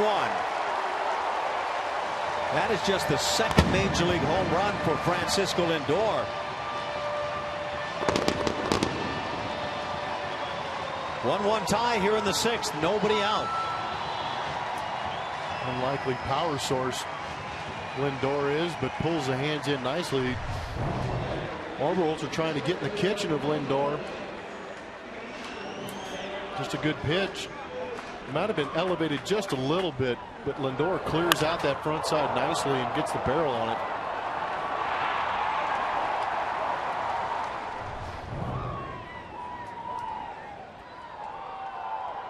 So the Tribe gets even. Nobody out for Michael Brantley. He's 1 for 2.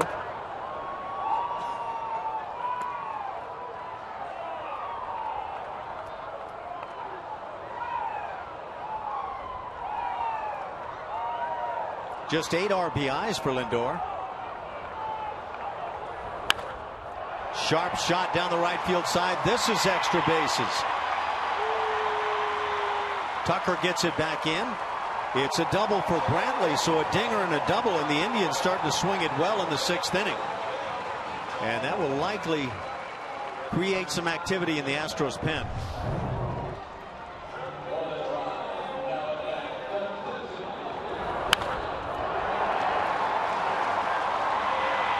Looked like Brantley saw that breaking ball for quite a long time. The hands were back.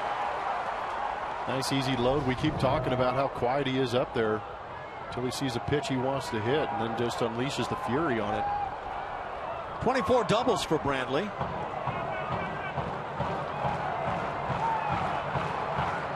Ryan Rayburn is 1 for 2. Rayburn is that cleanup man that has the assignment with a man at second base and nobody out in a tight ball game. Does he try to drive in the run, or does he try to shoot one to right? I'd like to say he's trying to drive in the run, but there is a huge hole on that right side. Yeah, he could kind of do double duty by hitting one that way. Strike on the inside edge. Obi makes it tough on him.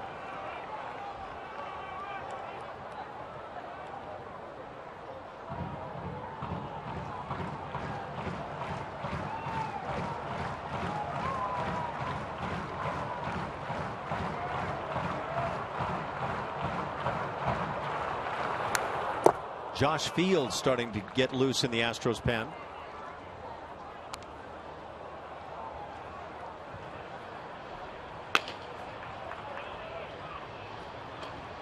Tell you what, Obi's pitched quite well. Yeah, he has. Getting into the 6th inning with 1 earned run. He's doing some yeoman's work, keeping his ball club in this game. The offense just, again, 3 hits through 6 innings. Only run coming on a Hank Conger home run.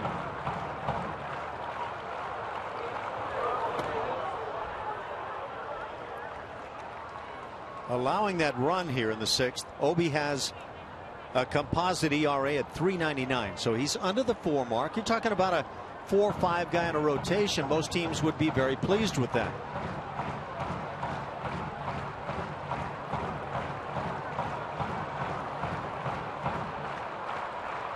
2-2, and Obi steps off. Brings out Hank Conger.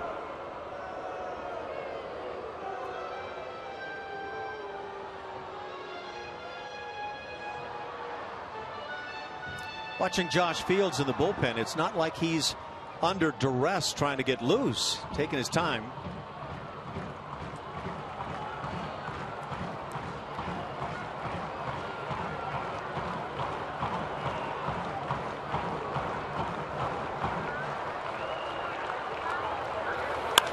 Line drive, that's a hit down the left side. That'll score Brantley easy. Another extra base hit. RBI double by Ryan Rayburn, his second hit of the night. And for the first time in the evening, the Indians take the lead. Still nobody out here in the 6th inning. The way the Astros offense is going, you don't want this to spiral out of control for Oberholzer. Again, trying to get in the kitchen of a right-handed hitter, but we've talked about how Rayburn swings the bat well against left-handed pitchers here at Progressive. Adds another hit to that total.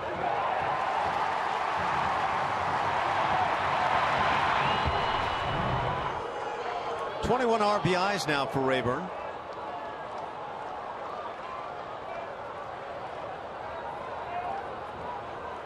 That's his 13th double.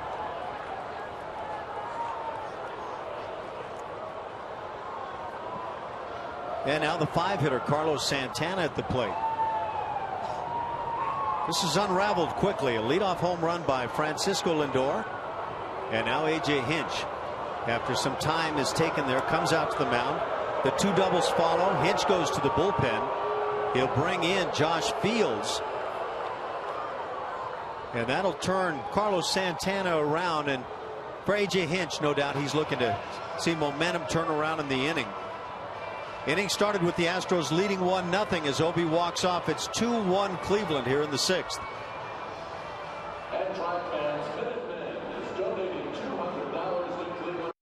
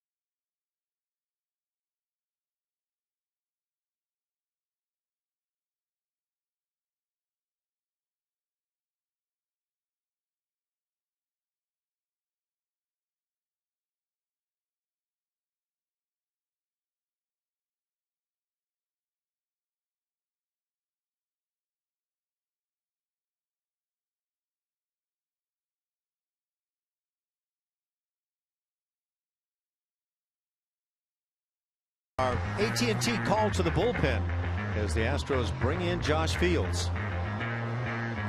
Look at Josh's numbers on the season. 29th appearance. Doing a good job of straining those inherited runners, only allowing 2 of them to score all season long. Batting average against 167. Whip hanging around that 1 mark. Last pitched Monday. Now on the pitch is number 35, Josh Fields. Once again, stepping to the plate for the try, the first baseman, Carlos Santana.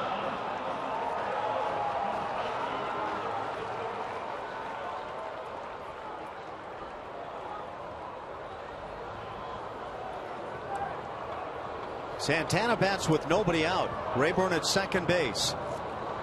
Santana has walked and singled. Then was doubled up on a ground ball hit by David Murphy to end the 4th inning. So Obi had it his way working into the 6th. For that third time through the order for the Indians. They jumped all over Obi, and now the assignment for Fields to hold it right here.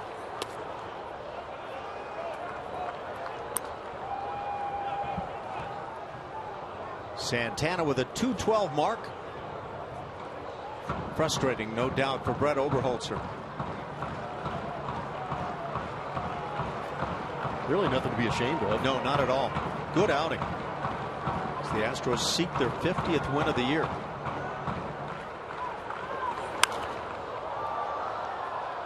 That's back in the seats. 1-1 the count on Santana.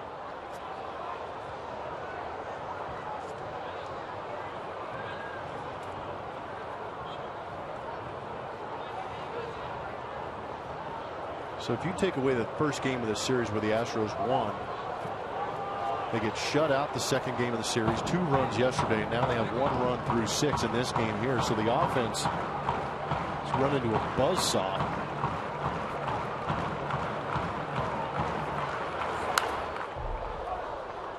One and 2 the count.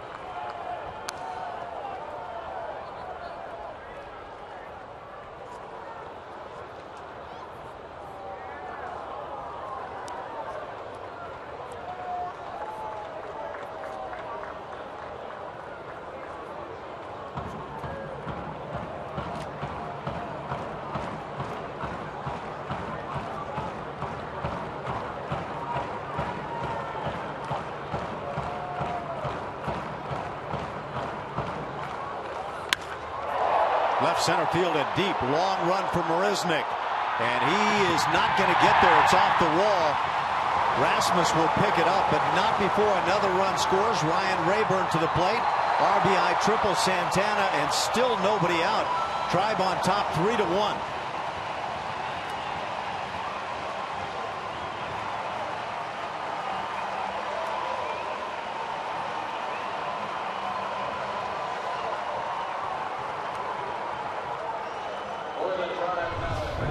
Fastball right down the middle. When you know a guy's throwing hard, all you got to do is get those hands ready. You know Josh Fields is aggressive with that fastball, but we're seeing some pitches left up out over the plate, allowing these Indian hitters to barrel it up and find those gaps.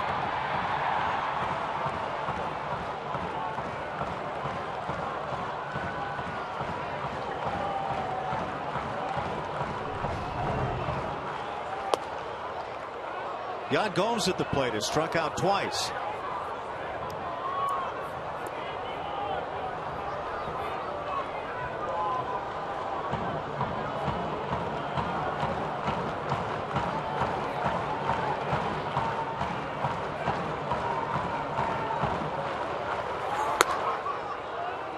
One and one on the Indians catcher.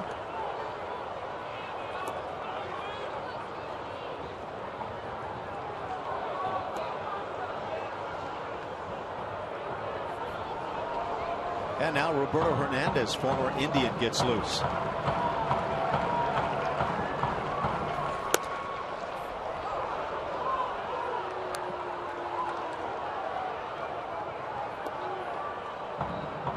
Still only 3 runs. I mean, if they can get out of this inning, that would be a great thing, but it's going to be tough to do with nobody out in the inning. 3 outs to get, leave that runner stranded at third base. We've seen it happen before. But it's going to take some serious work and good pitching. That fastball ran up and in and close. Goes to Yan Gomes.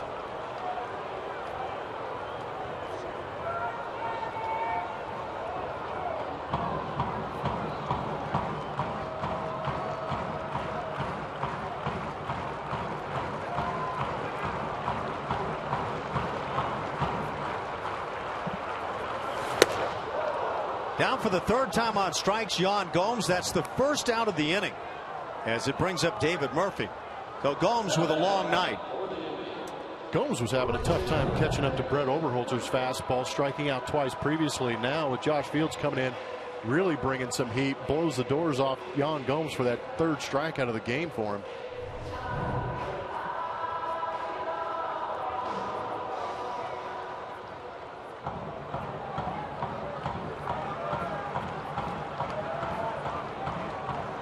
Infield draws in for the Astros. And they're going to put Murphy on intentionally. That'll bring up the 8-hitter Giovanni Urshela. Also set up the possibility of a double play. And considering the way Murphy's been swinging the bat against the Astros, good move. Although last time out there, Murphy grounded into the 4-6-3 double play. But in order to have that double play, we got to have a guy at first base. Murphy, a perfect candidate.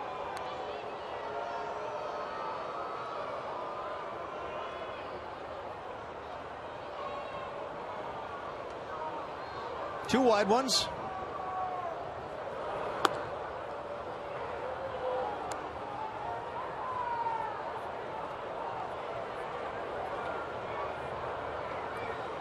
Urshela, right-hand hitter. And there's the fourth. So runners at the corners, one out. Left-hander Tony Sipp now getting up along with Roberto Hernandez. Number 39, Giovanni Urshela.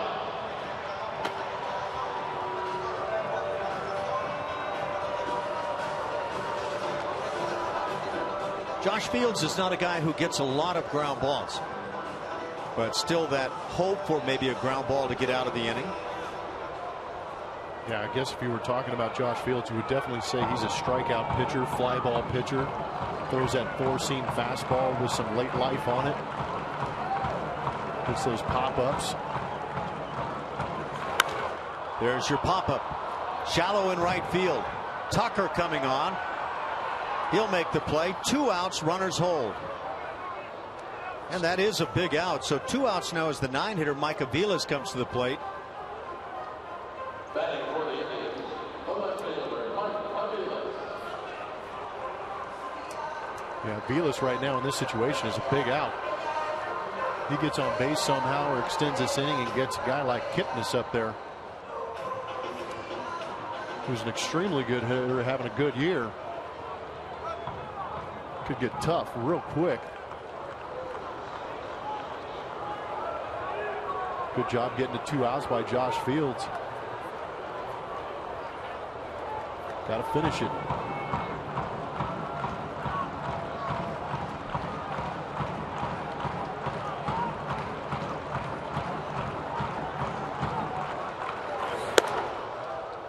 Ooh. 1-0 the count. Looked like a relatively decent pitch. Trying to get that up and in fastball for a strike, was it? Should have been.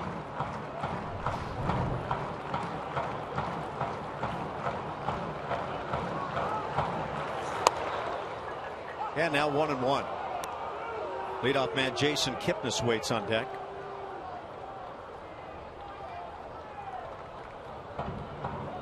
The Astros a game and a half up on second place LA. And they would love to take a win out of Cleveland as they move on to Tampa Bay. Ground ball left side. Backhand side for Correa. The long throw. And he got him. That'll do it for the Tribe in the 6th inning as the bats come alive for Cleveland. They lead it 3-1.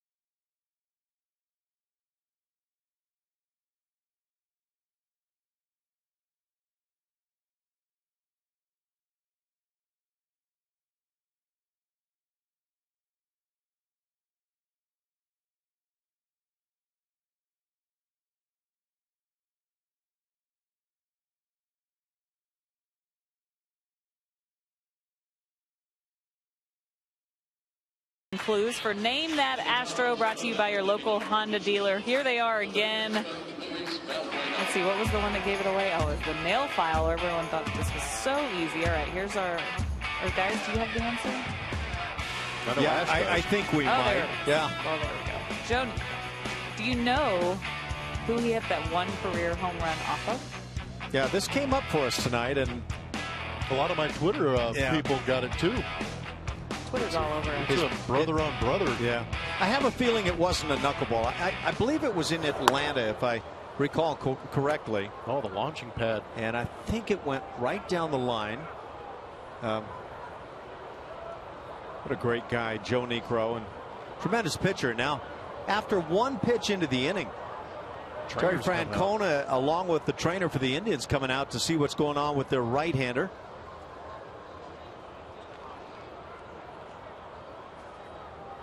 Apparently, something was seen there as a ball was delivered to Valbuena. No, I didn't see anything. Did you see anything? Not a bit. Maybe they're in shock that he's walked 2 people in this game. Better watch out what you say. It could lead to something. Always does. Nature of the business.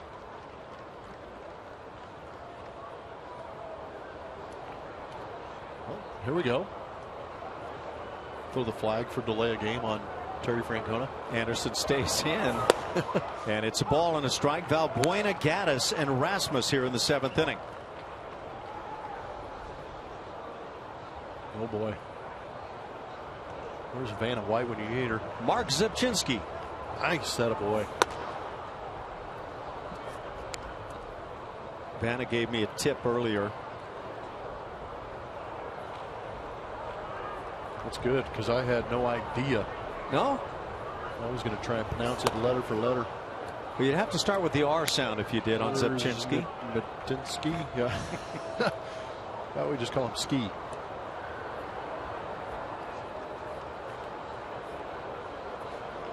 Didn't catch who the right-hander was up for the Indians, but 3-1. Valbuena leading off. Pops it up down the left field side. That's slicing. And just does get to the seats. I believe that right-hander was Brian Shaw. Gotcha.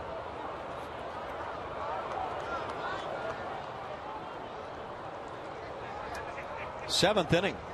Here's Brian Shaw, and how do you say it? Zipchinski. Yep, that's him. Zipchinski. Nailed. Yep.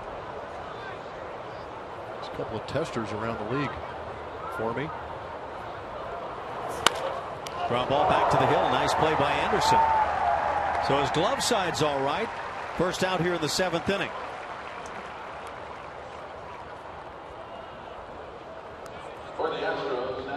I'll bring up Evan Gaddis, still looking for a hit tonight. 9-game hitting streak in tow.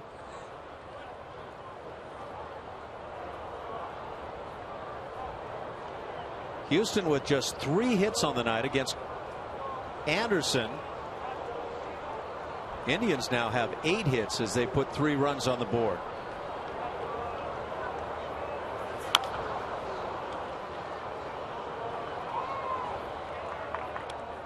Anderson has put up 3 1-2-3 innings. Not a lot of razzle dazzle, just pumps the fastball, mixes in the change, occasional breaking ball that hasn't been spotted all that well. Here comes the change. Slow roller left side at third base. Urshela makes a fine play and a second out on ground balls. Looking for games on certain days of the week with giveaways and favorite rivalries? With the Astros 14-game flex plan, you get to pick the games and seat locations that work best for you. Purchase your 14-game flex plan today by visiting astros.com/tickets or calling 1-877-9-ASTROS. Colby Rasmus is 1 for 2. Had a base hit leading off the 5th inning. One of the 3 Houston hits. And now Terry Francona has seen enough, it would seem. And that does it. Francona wants the baseball. Anderson leaves, and he does so with 2 outs in the 7th inning. Nobody on base. 79 pitches. That's all. The Indians lead it 3-1 as Francona goes to the bullpen.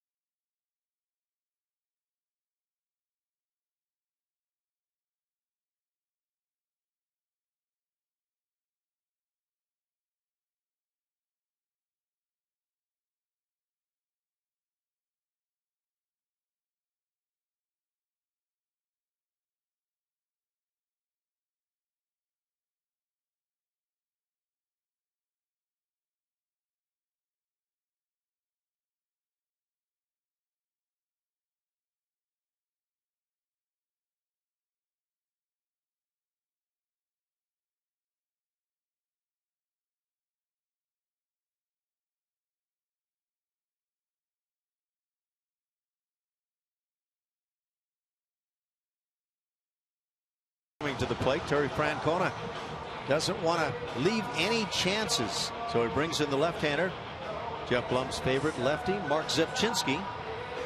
Yeah, good old Zep.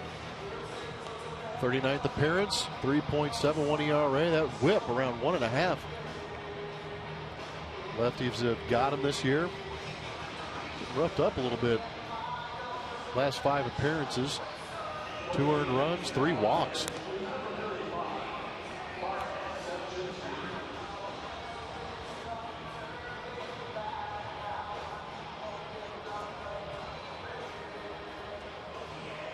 That probably tells you how Terry Francona feels about this particular ball game. Everyone is precious, and so you battle tooth and nail and try to pick up your W's. It's no doubt the very same for A.J. Hinch. 2 outs in the 7th.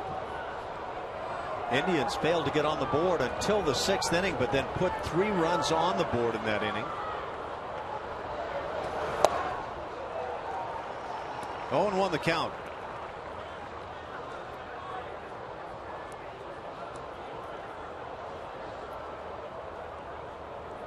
Colby 10 bombs on the year, hitting .244.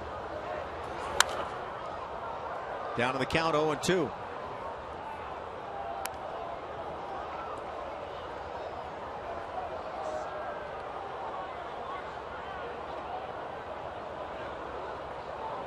Zepchinski hasn't totally dominated the left-hand hitters this year. They've hit .239 against him, and in fact the 1 home run he's allowed this year at the expense of a left-handed bat.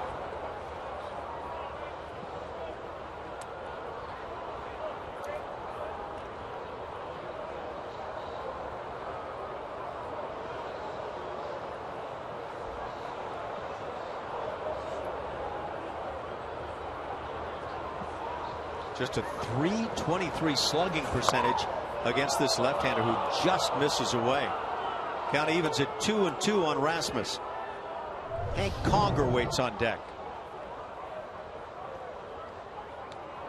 Strike zone knowledge. Not bad.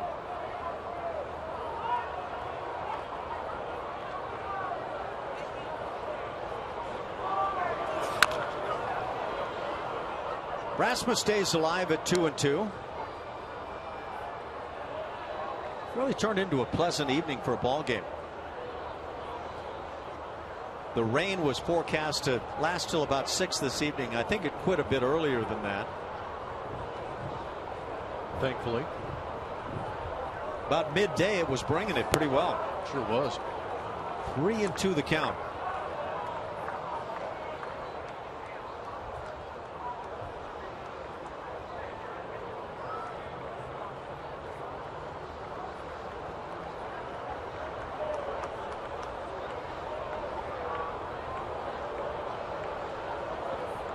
Zipchinski brings the 3-2. Line shot on a hop.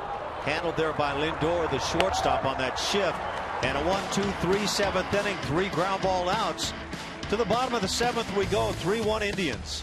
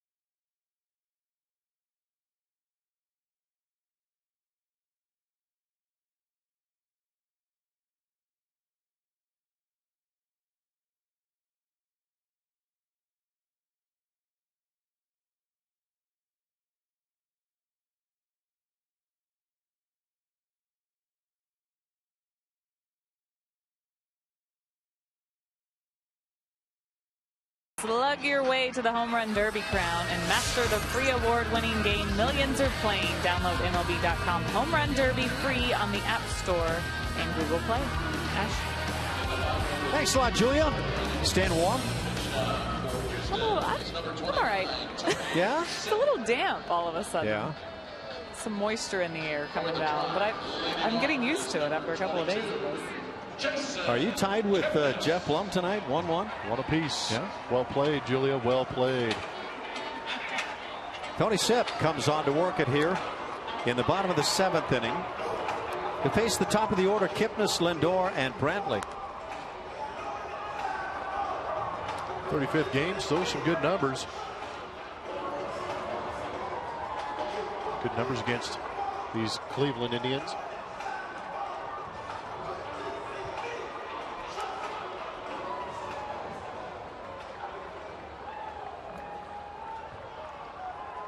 Lefty versus lefty here in the 7th. Jason Kipnis 0 for 3. Batting average now dipping just below the .333 mark.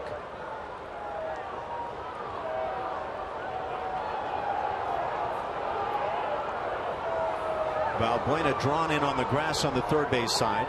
Fairly straight up infield on Kipnis, who has shown that he'll hit it the other way just as easily as pulling the ball.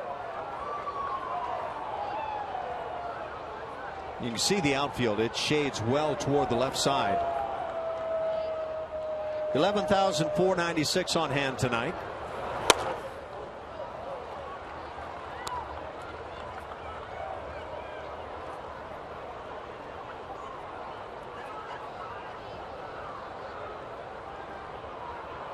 With the 49 wins, the Astros are now tied with Kansas City for most wins in the league. But Kansas City has lost 5 less times now than the Astros. And for the first time all year, or in just a while, the Astros have dipped below 500 on the road, 21-22.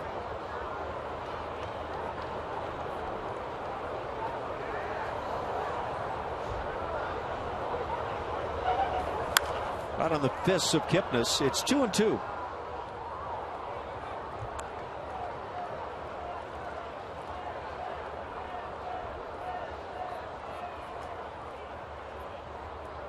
Early goings on tonight's game had a real nice brisk pace. It's slowed down now with the bullpens coming in.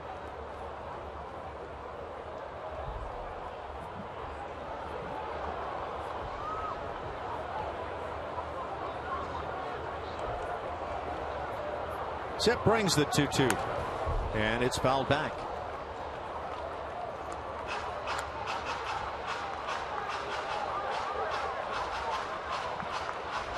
Pretty quick adjustment from Kipnis. Sip trying to throw another fastball in there, blew him up on that pitch before. Kipnis just missed that one. Kipnis just a couple of hits in the series. Had one in game one in last night's game. That was a triple. And a big one as the Indians eventually won that one. And again, the foul ball on the left side.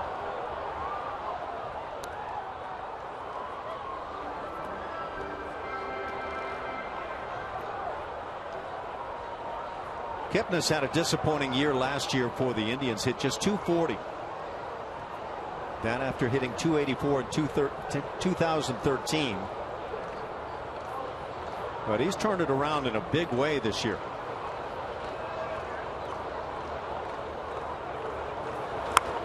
Little tapper on the ground, first base side. Singleton is there. He'll take it to the bag. And the first out of the inning.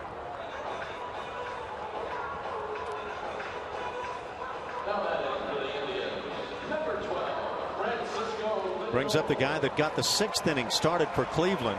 Francisco Lindor led off with a home run, the second that he's ever hit in the major leagues. Just scraped out in left field on the top edge of that very tall wall in left field. But then Michael Brantley doubled, as did Ryan Rayburn. In fact, 3 consecutive doubles. Carlos Santana. Now Santana had a triple in that inning. So it was 4 consecutive extra base hits. The Indians wind up getting 3 in the inning, lead it 3-1.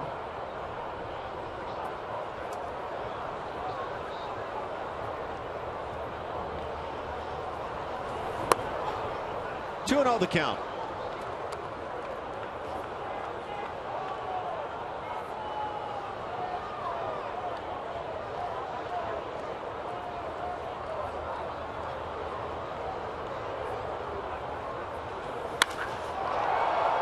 Hit in the air to right center field. Marisnick was shaded that way and makes the play. 2 outs in the inning.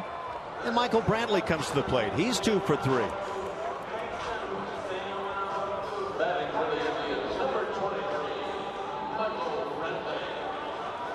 Played in a couple ballparks already that have that larger left field wall. It's kind of interesting. Go from Minute Maid to Fenway Park, now Progressive. Makes it fun. Hard to believe that's 37 feet tall. Well, Boston's much taller at 137, I think. I'm kidding. This one here is only 19 feet tall. What is Houston? I'm not sure. Right around 19 feet, I want to say. So yeah, that's pretty similar to Houston, although things change out in left center field. Brantley takes the ball. It's 1-0. With the 2 hits tonight, Brantley now hitting .297 as he creeps toward 300. 19 feet is the height of that wall in Houston. There you go.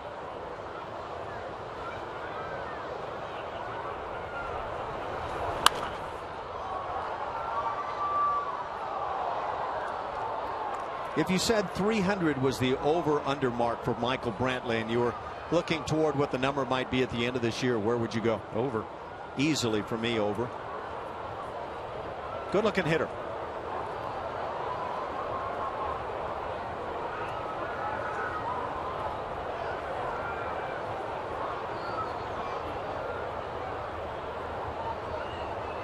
Again, Brantley last year hit .327. That was the breakout season for Brantley. And I think the Indians probably feel like they've got a guy that's going to hit 300 plus. Not only did he hit .327, he hit 20 home runs, drove in 97.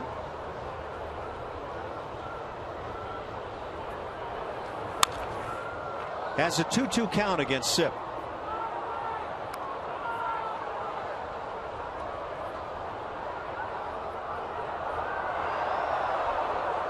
Roberto Hernandez continues to get loose in that Astros bullpen in right center.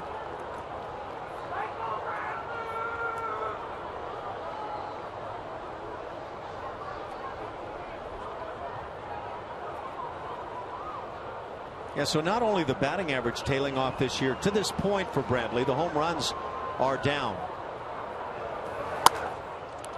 3-2. How many did he hit last year? 20. Nice. That's a good number for him to hang around. Just below the 100 RBI mark. Now, he's one of those centerpieces in the batting order, you would think, for a long time.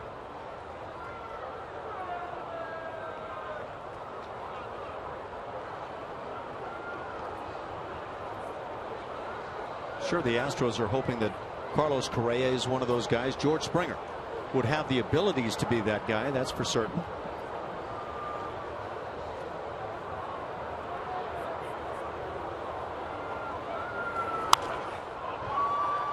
Stays at 3-2.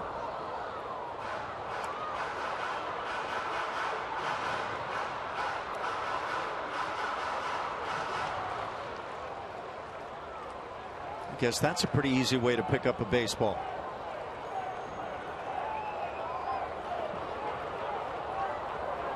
That makes everything right.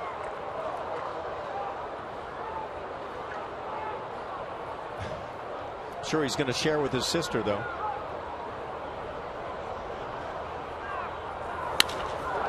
Drilled to right field. Tucker with an early jump. There to make the catch. A 1-2-3 7th inning. To the 8th we go. Astros down a pair.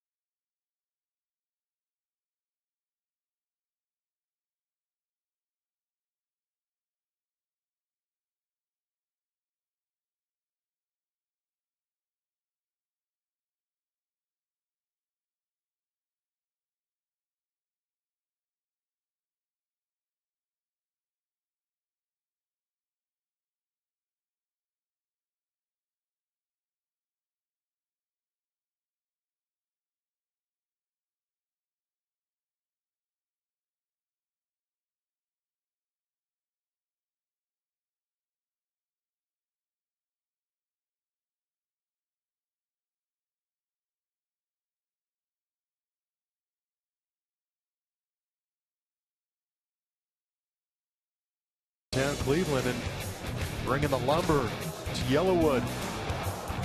The only one that's brought the lumber this evening is Hank Conger. What was that? That was way back in the 3rd inning. The lone Astros run, got himself a changeup up out of the plate. Getting that start behind the dish against right-handed thrower Cody Anderson. Took advantage of it early. Trying to do it again from the right side. Maybe do it from both sides of the plate. One of those unique joys of being a switch hitter is trying to be able to do that. Hank had not hit a home run from the right side prior to this season. He's done it twice now. 7, 8, 9. Conger, Singleton, and Marisnick due up. Marwin Gonzalez has a bat waiting on deck. So it would appear that the Astros will pinch hit for John Singleton here in the 8th.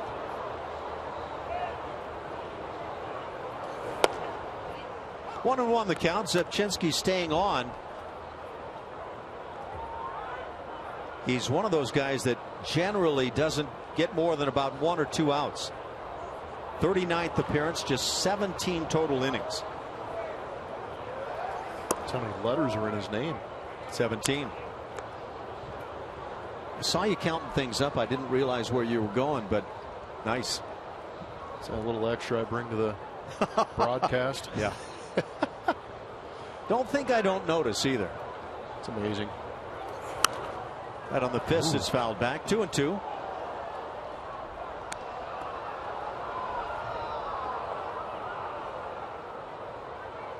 Hank trying to decrease that lead with one swing. Yeah. trying to hit a home run from both sides of the plate. Conger has 5 long balls now.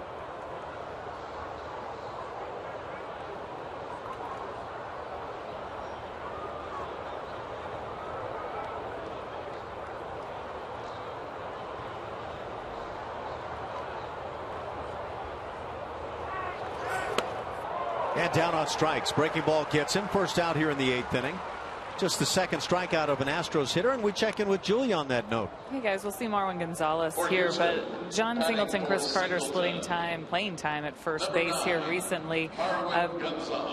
Carter, we've seen some times where he's gotten hot, but they're still kind of waiting for that stretch that we saw last year. Also, John Singleton not off to the great start that everyone had hoped he'd be after tearing it up at AAA since he's been up here. So it's something that A.J. Hinch is going to have to navigate through. It's more of a matchup thing right now, but definitely just hoping one of these two get hot here pretty soon or right after the All-Star break. Thanks, Julia. Yeah, some of the issues on the ball club and the other first place club as Terry Francona has come out. He's taken Mark Zubczynski out of the ball game, and the Indians will go to their bullpen with 1 out here in the 8th inning, and the Indians leading it 3-1. Let's check out what's going on in the minor leagues. And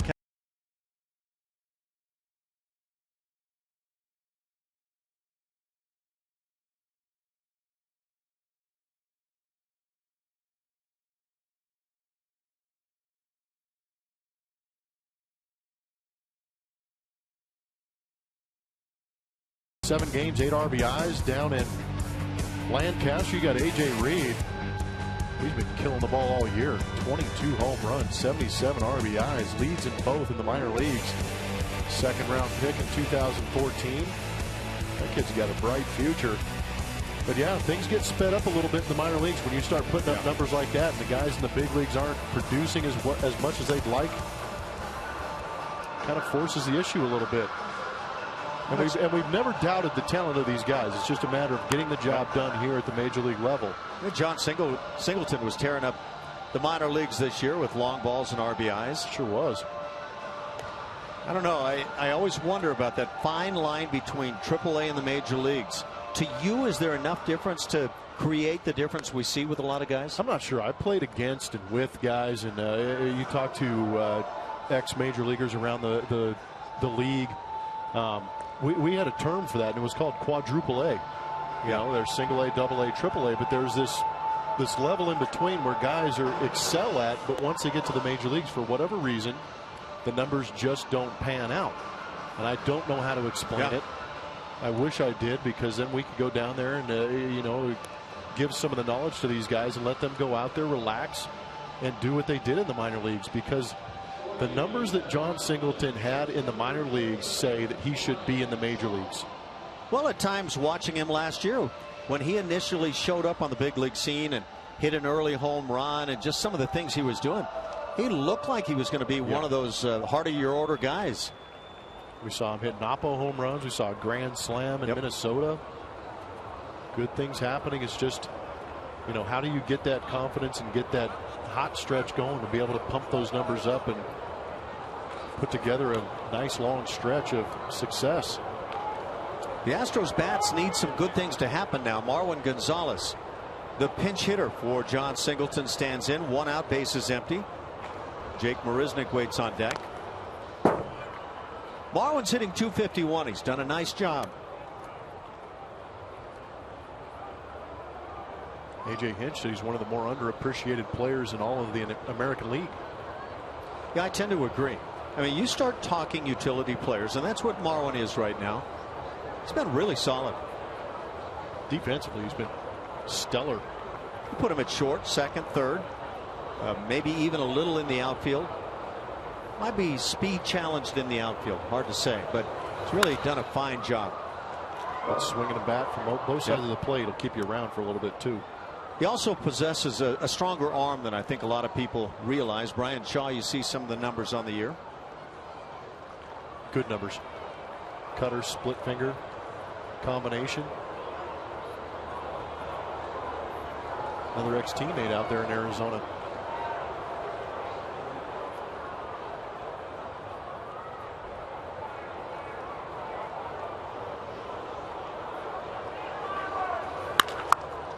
High chopper to second. 2 big hops for Kipnis. And the second out of the inning. So the Astros have just 4 more outs here on the evening. They're down 2 runs in the 8th. The batter for the Astros, the center fielder, Jake Marisnick. That brings up Jake Marisnick, who was flied out and grounded into a double play. Last 3 games the Astros have played here with only 3 runs. I'd like to see that late inning explosion that we've become accustomed to from these Houston Astros. Turn this lineup over. Maybe Jake gets on base and get the top of the order going. You know, and looking at this series, you're looking at 2 of the 4 best bullpens in the American League ERA wise this year. Kansas City, Houston, Baltimore, and Cleveland. Luke Gregerson has been a big part of that success of the bullpen for the Astros. Cleveland's bullpen with an ERA of 3.15. The Astros at 2.75 coming in. Popped up, and that'll be back in the seats.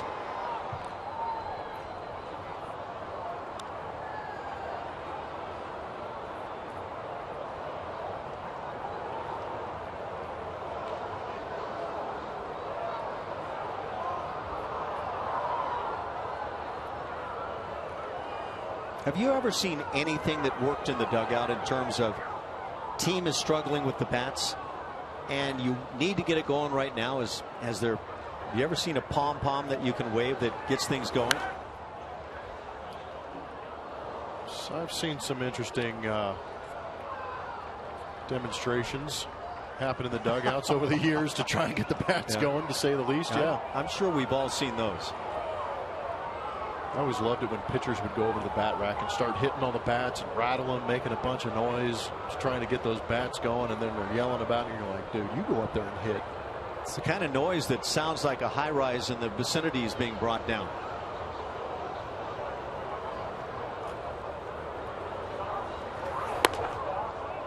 One ball and 2 strikes on Marisnick. Now, we had a tough road trip. I think it was with the Astros, and went into the trainer's room, grabbed all the bottles of Advil, and they usually pack all the bats in a couple of large bat bags, and I emptied all the bottles of Advil into the bat bags. A little check swing, a looper that's going to drop foul. Stays at 1 and 2. Oh, man down. Yeah. It's really a shame when your daughter starts pushing you on the field.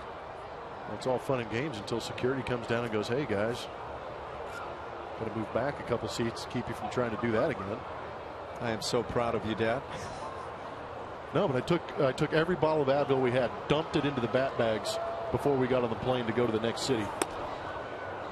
And how'd that work? I think we got maybe 6 or 7 hits the next day. It didn't work as well as I had hoped, but it woke them up a little bit. And how about the guys with headaches the next day? How'd that work for them? Well, it wasn't so much the headaches as it was the guys with sore arms that were mad at me. Yeah, that's always the antidote for the sore arms, the sore legs. You know, you take everybody's batting gloves, throw them into a coffee tin, light those on fire, you know, release the demons that way, put on some new batting gloves, go for it. Popped up on the right side. Kipnis on the outfield grass, called off now by Murphy, the right fielder, and that'll do it. A 1-2-3 8th inning. To the bottom of the 8th we go. 3-1 Tribe on top.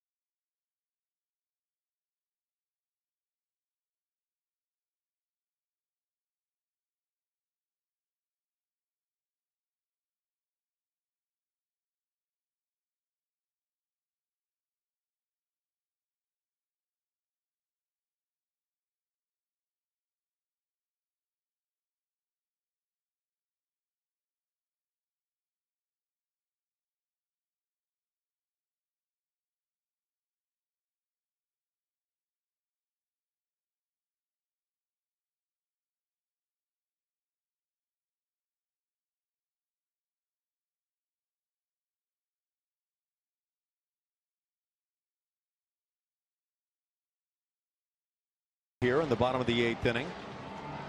The Indians put all 3 runs on the board in the 6th inning. The Astros got their lone run on a home run by Hank Conger leading off the 3rd inning. Luke Gregerson now comes on to quell the riot here in the 8th. Not a save situation, but we haven't seen Luke in a little bit. Come out here and get some work done. If he has a shutdown inning, he may qualify for a win if the Astros are able to come back. Good numbers on the season. 18 saves. Only had 19 career saves coming into this season, so embarking on some career numbers. Good average against. Sinker slider combo's been working for him all year.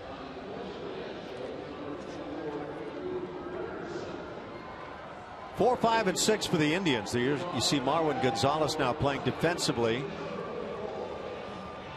Marwin's at first base. Now, we failed to mention the fact that Marwin has also manned first base and done well in that regard. Surprised he hasn't gotten a shot over there. You know, the way he's handled the bat here, especially lately, both sides of the plate, you could see him playing some games at first base. Shift on defensively. Well, how about the defense when you've got Marwin at first base? Valbuena, Correa, Altuve. Thing is, Marwin's not just one of those guys that you say, well, he's sure-handed. He's also very aggressive and successful with decisions. Gregerson finds the strike zone. 0-1. Ryan, let's see, that is Brandon Moss now pinch hitting for Ryan Rayburn, who had 2 hits and 3 at bats on the night, and one of those a big one. Had a double in the 3-run 6th.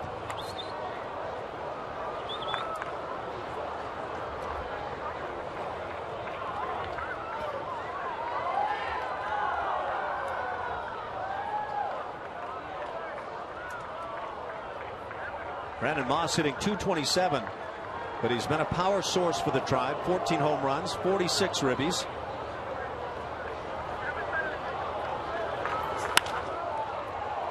It's a fly ball to left field. Easy for Colby Rasmus. He'll make the catch, and out number 1. Jack in the Box takes us inside the box score. All kinds of fun percentages. These are Astro playoff projections. That projections mode on the left-hand side was basically done before the season, projecting what they would do.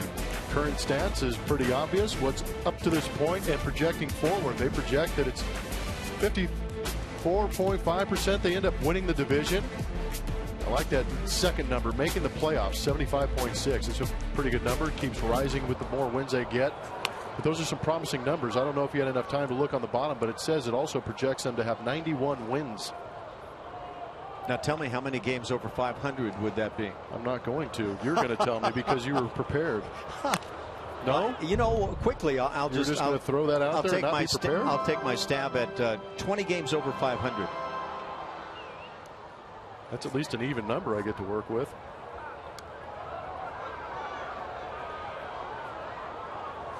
So if you win 81, that's 500. You win 10 more than that, that's 91. And you'll have to lose 10 less than 81. That would be 91 and 71. And we've got a winner in our challenge competition on the evening. But why is 71 500? You are not allowed in tomorrow night's game. Little tapper in front of the plate, barehanded by Conger. He'll get the out. 2 down here in the bottom of the 8th inning. It brings up Yan Gomes. Now stepping in for the Indians, number 10, Yan Gomes. You see, 81 would be 500, but if you lose 10 less, if you win 10 more, you're going to lose 10 less. But 81 is the median because it's halfway, so I don't understand. Do you either, you know? So if you go, so 71 and 71 is only 142. So you want to change the season now? Why not? You have issues with that? Well, it changes the paycheck. Add up 91 and 71. See what you come up with. I know what it is. I don't have to pretend. But I'm saying, why does 500 change? If 81 and 81 is 500, why does it change? That's my question. You want an answer? Well, it's a question.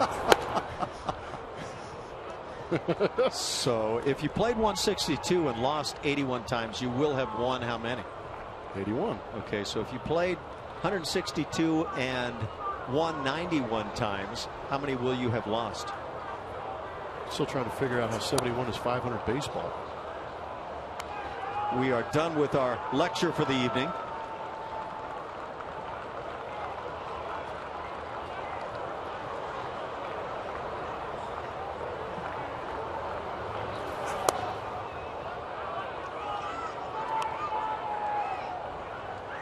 I never thought calculus could be this difficult.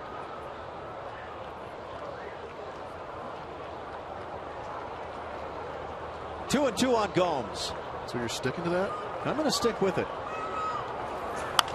Ground ball right side. Nobody's over there. Altuve runs forever and can't make the play. It'll be a ground ball base hit on the right side for Yan Gomes. He was 0 for 3 with 3 strikeouts. So that breaks up a long night.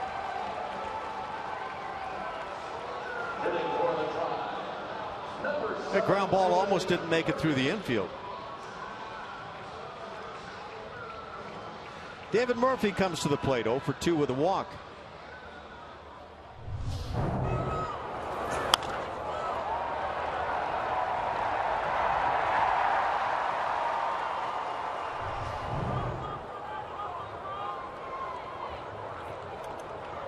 See, I think Yan Gomes understands why when you win 10 more than 81, you lose less than 81. But so are you hitting 500 if you go 71 for 91? I'd like to take my chances and see.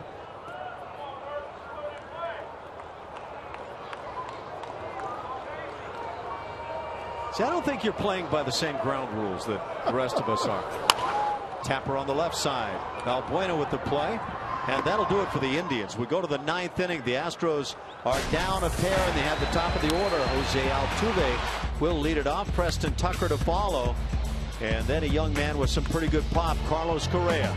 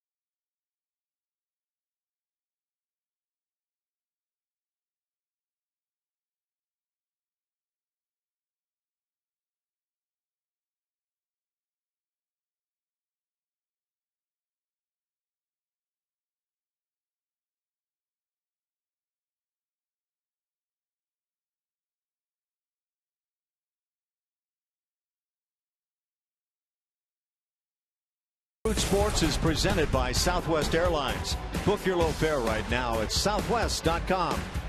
And by Jack in the Box. Try the new Double Jack today. Jerry did. Only at Jack in the Box.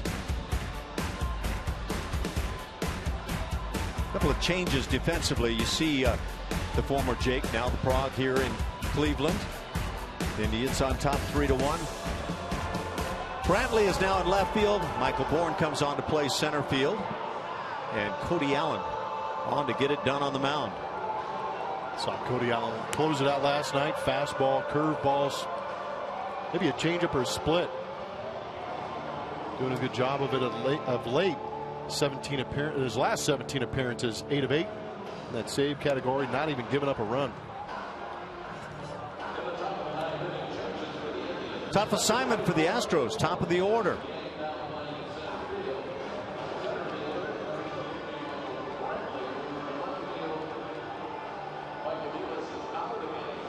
Jose Altuve is 0 for 3.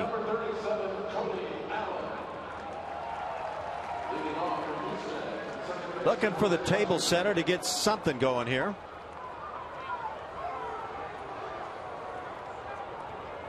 Got three guys who can drive it out of the ballpark that follow: Tucker, Correa, and Valbuena.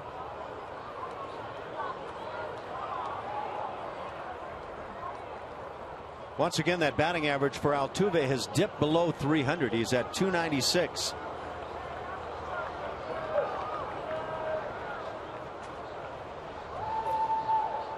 You getting some love? I just hope everybody at home understands that we were having a little bit of fun last inning.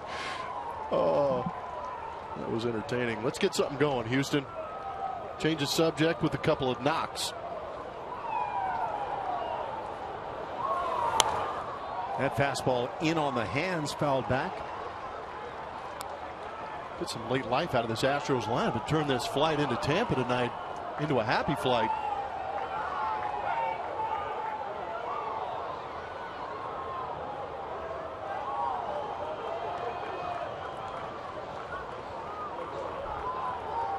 The Astros won the first of the four here in Cleveland, but it's been all Indians since. The Angels are in Seattle tonight. They have left Colorado. Don't know if you saw Mike Trout hit a pair of home runs last night. He's got 24. Kansas City a winner over Tampa Bay. That's where the Astros are headed. Tampa Bay. 1-2 the count.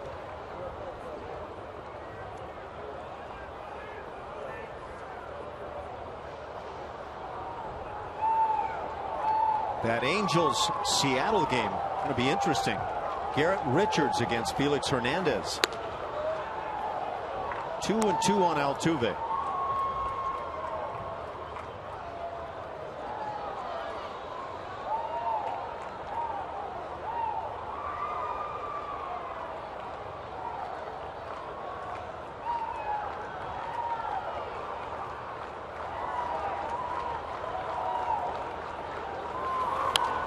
Altuve stays alive. Good battle. Another American League West club has been defeated. The Yankees down to Oakland 6-2. White Sox stopped Toronto 2-0. KC a winner over Tampa Bay 8-3. Already mentioned. Miami 2-0 over Cincinnati. That's a final.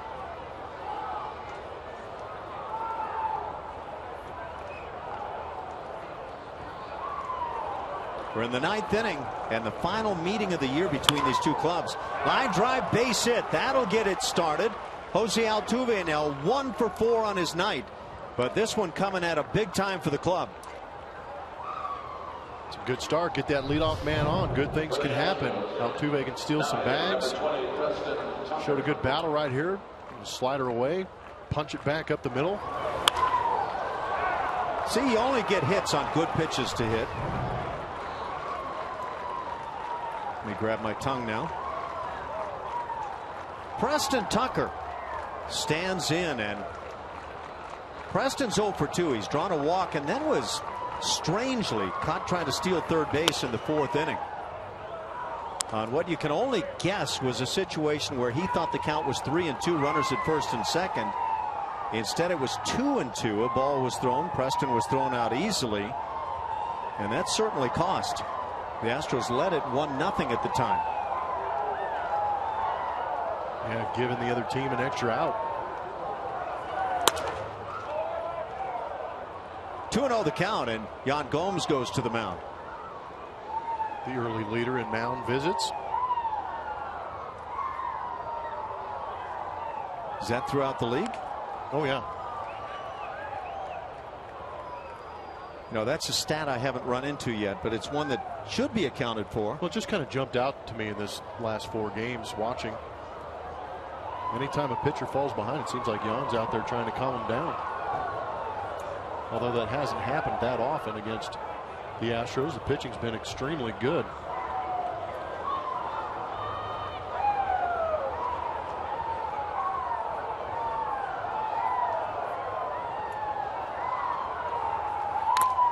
Good fastball to hit right there at 94. Wow.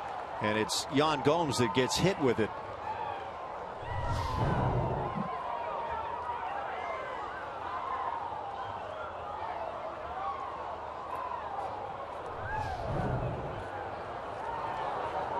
The Astros won game 1 of the series. That was Dallas Keuchel picking up his 11th win. He's got one more start coming up before the All-Star break. That comes Saturday, game 2 in Tampa Bay. It'll be Colin McHugh, Dallas Keuchel, and Lance McCullers in those 3 games.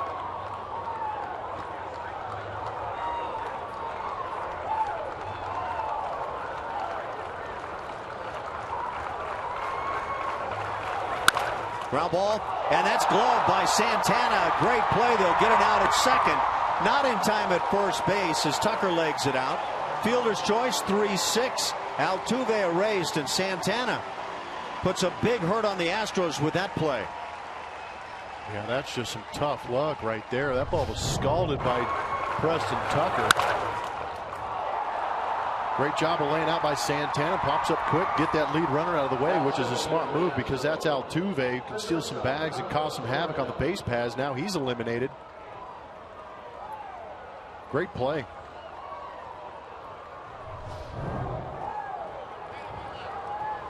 Crazy game how you can hit it sharply and make outs.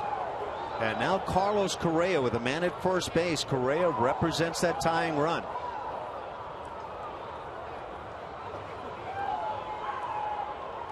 Carlos had a 4th inning base hit, snapping an 0 for 14. Then caught looking in the 6th. It's a breaking ball, might have been in front on that one. Well, you've been getting pounded inside on fastballs all series long, and then a first pitch breaking ball when you're trying to ambush and maybe tie this thing up. Get a swing like that.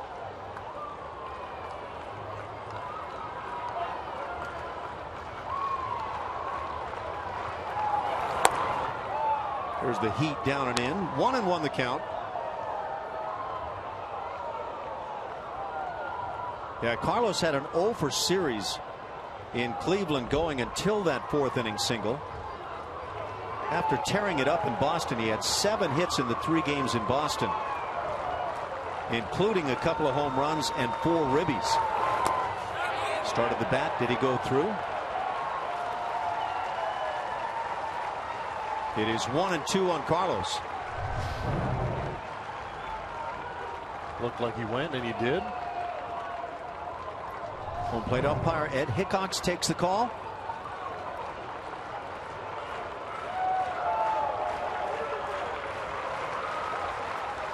Now you probably have to change your approach if you're Carlos Correa.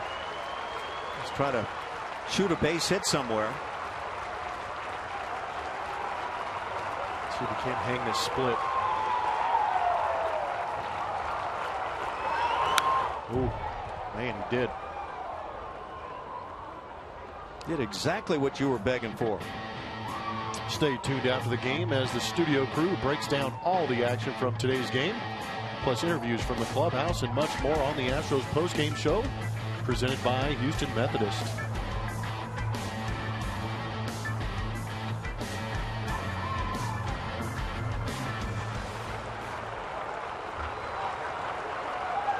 One and two on Correa. On the fist, popped up. On the right side, it's Santana, the first baseman, in foul territory, out number 2. And now it's down to Luis Valbuena. Still some pop left in this Astros lineup. 19 home runs for Valbuena. Live and die by the home run. Now would be a good time to live by one.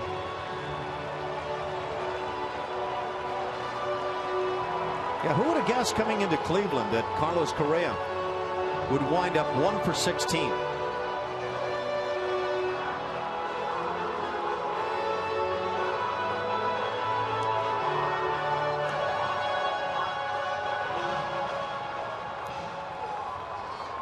$19 dingers on the year for Valbuena. 0 for 3 on the night. Drove one to left in his first at bat of the evening, but that was hauled in.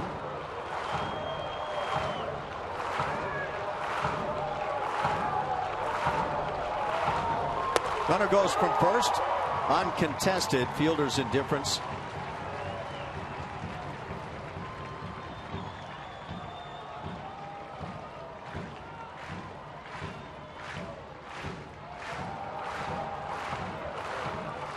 What that does, though, is it takes away what you see every once in a while, a ground ball where the only possible out would be at second base.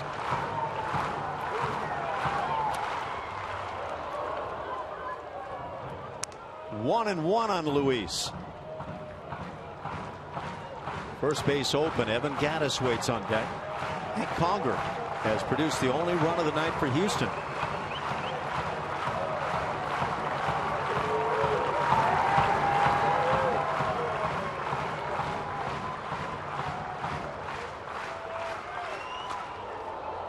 That almost got a piece of Luis Valbuena.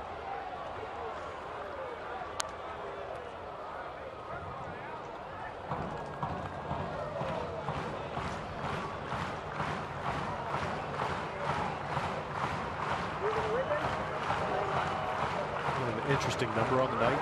Yeah. 2 strikeouts for the Houston Astros. Boy, that's unusual. And then you figure they've only scored 1 run.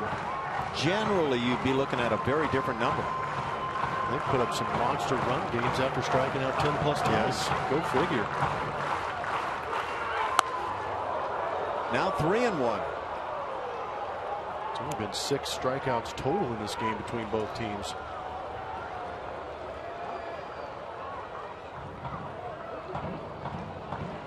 Oberholzer, Fields, Sipp, and Gregerson on the mound for the Astros. Cody Anderson, Mark Zipchinski, and Brian Shaw. And now Cody Allen. 4 pitchers for each side. It comes down to this: 3-1 on Valbuena. And a 2-out walk. So runners at first and second, and Evan Gattis comes to the plate.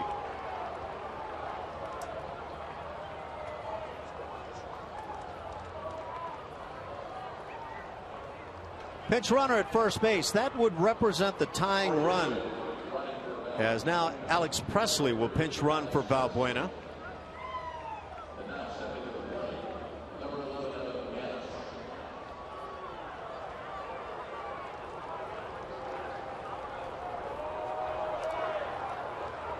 Evan Gattis 0 for 3.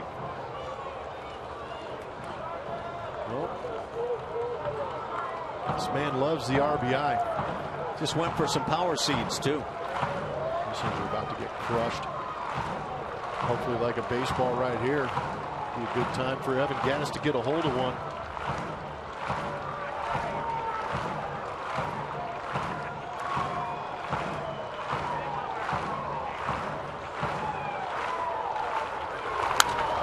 Got the high fastball, but popped it up. Is the first baseman Santana. He'll make the catch, and that'll do it. The Astros come into Cleveland and play 4 and wind up winning only the Dallas Keuchel game, game number 1, as they go 1-3 and drop to 10 games over 500. Final 3-1 Cleveland.